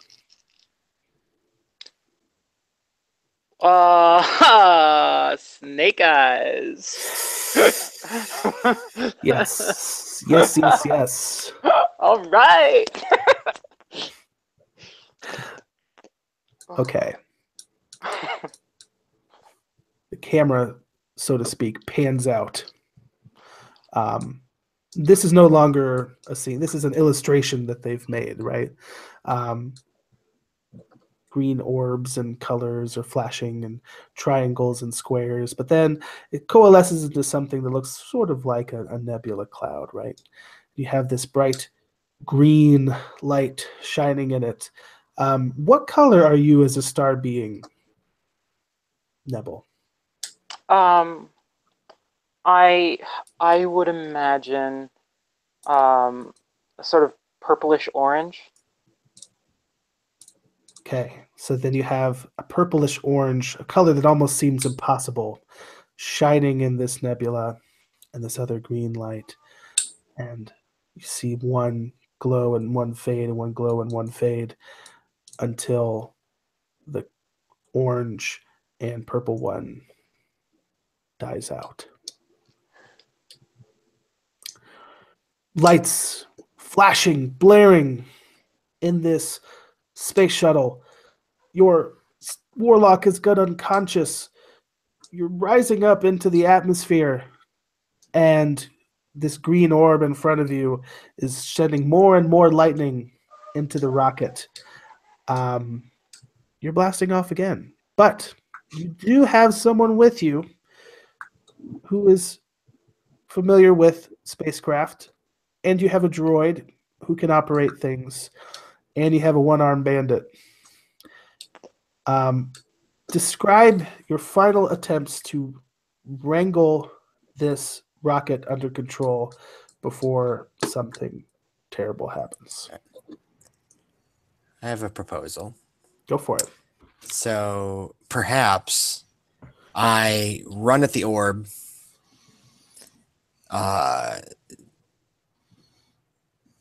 Of course, Vance, being, the sci-fi scoundrel that he is, his odd sci-fi clothes, as I say in my look, include leather gauntlets why do sci-fi pilots wear leather gloves? Why? But they do.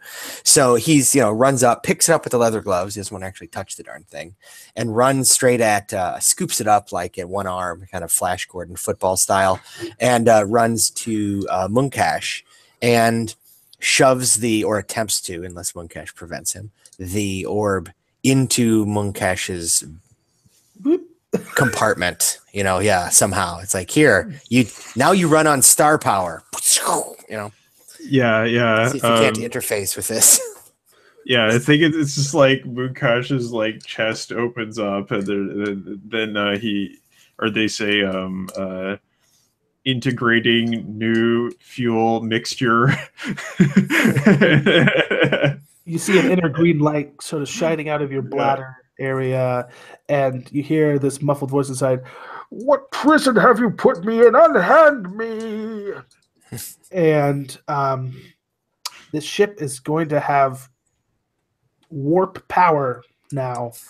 But, Vance, can you direct the ship's navigate? Can you navigate it? Can you determine where it will go? Or are you doomed to find yourself in another perilous place? Roll to navigate, however that would look for you, whatever that involves. It's gonna be something like intelligence or wisdom, I would expect. But I do have scout isn't probably for space scouting, but no, I think I'm just gonna do a good old blind roll. I have a 0 wisdom, and because frankly I'm a scoundrel, I don't have a home. I go where the wind blows, baby. So I'm just willing to put it all out there. Okay, clear the dice here. Here we go. A 6. We're gonna end up somewhere awful. Yeah. Indeed. So right into a black hole. You manage to escape the purple planet. You don't manage to make it home. And you find yourself between another rock and a hard place. Story of my life. Epilogue time. If you had the lucky thing still, you could aim at a planet and then guarantee that you wouldn't miss it. Yeah, but I would have been squished by a robot before then. So I'm most interested to hear first, Nebel, what happened to you after this green star demon sort of defeated you in this battle of wills? I feel like I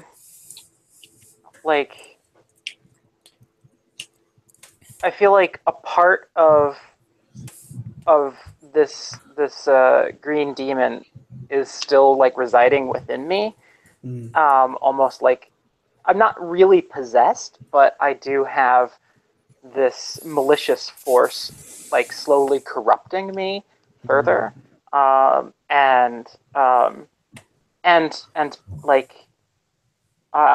sort of this I have become this conduit for this green space demon to infect other spirits of the stars.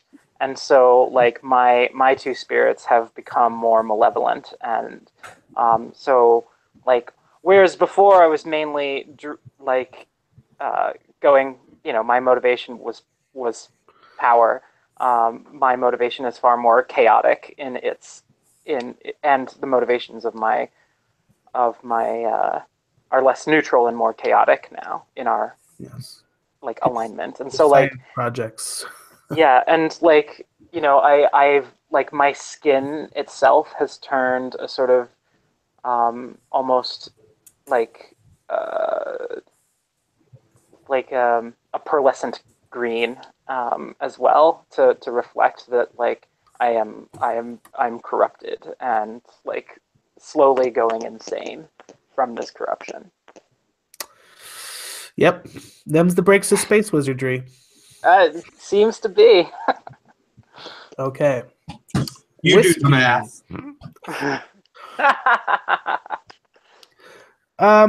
There's a lot of strange technology on this tower, I like this. I like to think that while things are getting handled with the spaceship, whiskey kind of blacks out while trying to drown his arm in whiskey, or in his namesake. Sure. And then maybe a couple days later, and maybe Neville or maybe Mooncash helped out. But I think he wakes up and he goes, "Well, I'll be," and his head is in that robot body. Oh, cool. Cool. Very cool.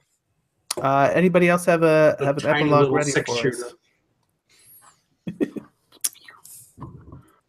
Well, Vance is go ahead. Go. Okay. I think that Mooncash, having integrated the green orb into their body, they're like super powered, but they also have to like vent far more frequently. So it's quite irritating to the rest of the crew because there's this fine mist of steam that has sort of pervaded the ship. Yeah, and you just get the scene of them like sitting in this mist. It's kind of like they're sitting in a sauna in one of the compartments in the ship, and they're just like atmospheric humidity levels are highly irregular and rising. Yeah. Next quest is to find some astral Beano. Yeah. That's right. And Vance Quasar, intrepid scoundrel. Yep. I guess Vance is just going to be happy, actually.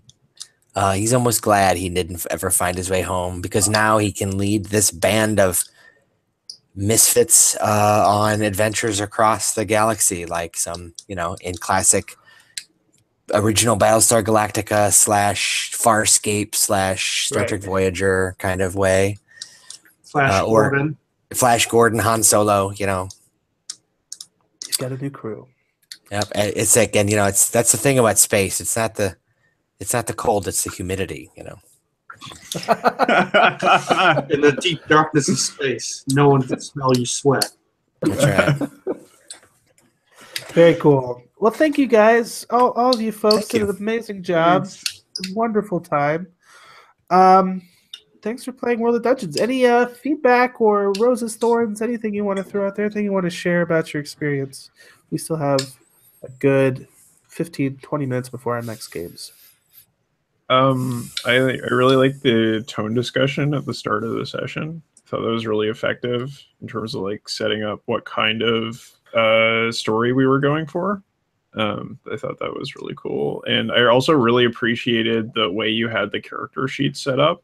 That was really, really helpful and easy to navigate. As somebody who at Gauntlet Con this year has done like a ton of playtest sessions, and it's been like really overwhelming.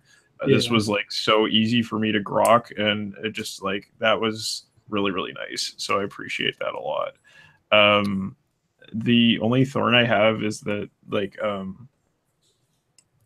I guess like working from the source material, there's like really like this like very like old like yeah, definitely like the science fiction I read as a kid, like, or my dad would like show to me like, civilization versus savagery thing going on, which I think is probably just part of the module, but it does I don't know. I mean, it's I think it would be interesting to kind of explore like where that ends up going with the characters, but to just like play it straight, like, oh, these people are clearly savages and we are clearly enlightened, civilized people with science who can rule over them is maybe a little bit uncomfortable for me, but that's about it. Yeah. I understand. The Kith aren't treated very, very kindly, and I could have elevated that more. Since I'm adapting, I don't think I had to hold as strongly to that. So I appreciate that. That would be interesting, actually, if we played this again and like one or two of us were like, well, I played this before and I was like a medieval cleric, and we actually did talk to the Kith a little more, and they had a little bit, I mean, they weren't great people, but they had a little bit more culture than what we saw. I would be interested to see if someone like played a caveman, in this party, and then like, hey, Thaw, go talk to them. You know, something like that might be interesting. And you could do it in this system. Yeah, totally. Yeah, definitely part of the module is sort of you have a little bit more time to explore and understand the plight of the Kith and how they've been sort of like experimented on and just made to be these soldiers by these ascended masters, like these androids, and how they're just sent out. But they have their own culture of, you know, like eternal war that's sort of been imprinted upon them. But yeah, you know, that's definitely something I could have done better with. So, you know, thank you for paying attention to that, Kyle. Sure, but still had a really good time, and like this was a really chill session, and it was just what I needed to get through the storm here, literally. Yeah, definitely. Cool. Eugene, did you have any feedback? Yeah, I had a good time. It's fun. I love the you know, kind of like, you know, thinking of cultural touchstones for me, you know, like the combo of future sci-fi and fantasy is like Jack Vance. That's why I named my guy Vance Quasar, right? Okay. Right. The far future. It's so far future, it's magic sort of thing. And, you know, we've all forgotten how tech works. So we take, you know, now we use swords and sometimes tech. You know, there's a TV show I watched when I was a kid called Thundar the Barbarian, which is exactly this setting sort of thing. It's like super science and sorcery mixed. And it's interesting because if you go back, it's clearly a lot of this is just like it's old pulp stuff, right? So, you know, like John Carter on Mars and, you know, the Conan books and stuff. That's the feel. And those, you're right, have like some really like problematic politics of civilization and progress. On the other hand, some versions of it actually do the reverse. They take like a, you know, like uplifting the noble savage sort of thing, which is problematic in a different way. But like, that's kind of the vibe I got, right? It's like, it's better to be a savage than to have lost your real humanity by getting out of touch with through tech, right? Right. This E.M. Forster, the machine stops thing is a classic of that, right? So that was fun. I enjoyed that. That's that's a kind of genre I really think is cool. And of course, it's fun hamming it up, you know, in a way, right? So I added a lot of I tried to go through like a Flash Gordon thing, but thorns. This isn't a thorn. It's more of a expectation thing. So we ended up playing what felt to me like a pulpy, or a kind of gonzo World of Dungeons game, which, you know, in this space fantasy, which felt like with the way we ran it felt very Dungeon World, actually. Like there's a lot of narrative description of the moves, you know, so to speak. And there was a lot of kind of free form interpretation of like what my character can do and not do. Like, I'm going to decide that I can fly, and I'm going to decide that I can, you know, turn invisible, and that was a lot of fun. It felt like a really great Dungeon World, whereas it felt a little less like, in my limited experience, like an old OSR game, right? So you'd kind of introduced it as, this is OSR, and it was like, it felt like fun and fast, like an action movie, which is cool. I love that stuff, right? OSR, it's fun. It's not slow and boring. Oh man. Well, I didn't mean that, but I meant like it felt like it didn't feel deadly in the way that like an OSR often feels. And whereas in an OSR game, I often feel like a first, second level characters are incredibly fragile. Yeah. You know, like, and I felt capable in this game, which is fun. We're third level at the end. True, but I mean, yeah, I think maybe it's a feature of World of Dungeons. I haven't played World of Dungeons much. So I think it's actually not about the way you ran it as much as it is World of Dungeons, which is like a hybrid between Dungeon World and kind of OSR. But World of Dungeons can be deadly, I think. Yeah. And I think too, while deadliness is fun, I think with like a one shot, it's either you don't want to die until the TPK, right? Like that's kind of, I mean, like I feel like that's a I mean, a one shot, you don't want to just like, oh, I died again, oh, I died again, oh, I died again, and then there's little to no coherence. Like TPK at the end, great way to end a story. Or I guess we didn't all die, which kind of a shame. But I went crazy. I should have just said, Yeah. oh, you crash into the mountain, you all blow up. Right. Yeah. I think you're totally right, Jennifer. I mean, I'm just like, this is just like thinking out loud. I mean, like, Yeah. Dungeon World feels like a super narrative game. Like when I play a game of Dungeon World, I feel like I'm playing, like a cinematic experience. But I don't know, OSR feels much more less narratively structured. It's more procedurally generated. So in the old OSR games, you'd sit down at a table with 4 or 5 people, and 5 minutes in, somebody's dead, maybe. Yeah. And you're like, oh, that's a bummer. Well, you stepped on the trap and you failed your save. So have a good day, man. I'll see you later. Well, I'm not certain what the normal XP method is outside of this convention. But I mean, I started with 5 hit points. If we were at the final scene and I got 10 damage, I would have been dead. True, totally. I ended with 14 hit points. True. Yeah, I find the thing with World of Dungeons, like having played it a lot with Tom, what happens is that it encourages the aspect of OSR that is about like hackability and problem solving. But I also had the experience in playing with Tom that it didn't feel very lethal. Like I definitely came close to dying a number of times, but I didn't have like that sort of like sudden death thing happen to me very often. But like, compared to my experience with World of Dungeons is that compared to Dungeon World, it feels very freeform, and it feels like you're encouraged to think creatively about your situation in some ways that Dungeon World doesn't necessarily encourage as much. So that's really been my experience of the difference of the two. But like World of Dungeons is such a just a schema of a game that it's so open. Like I don't really know what like the canonical World of Dungeons looks like. So Well, it's very modular, and that's something that I appreciate about it too. Is it's just like you can add what the fuck ever. Like that tech one is just like that tech ability was just like something that was just tossed in, and I appreciate that creativity because it doesn't. There's no constraints because I felt in Dungeon World very constrained by a lot of the rules and the moves, whereas here it's far more.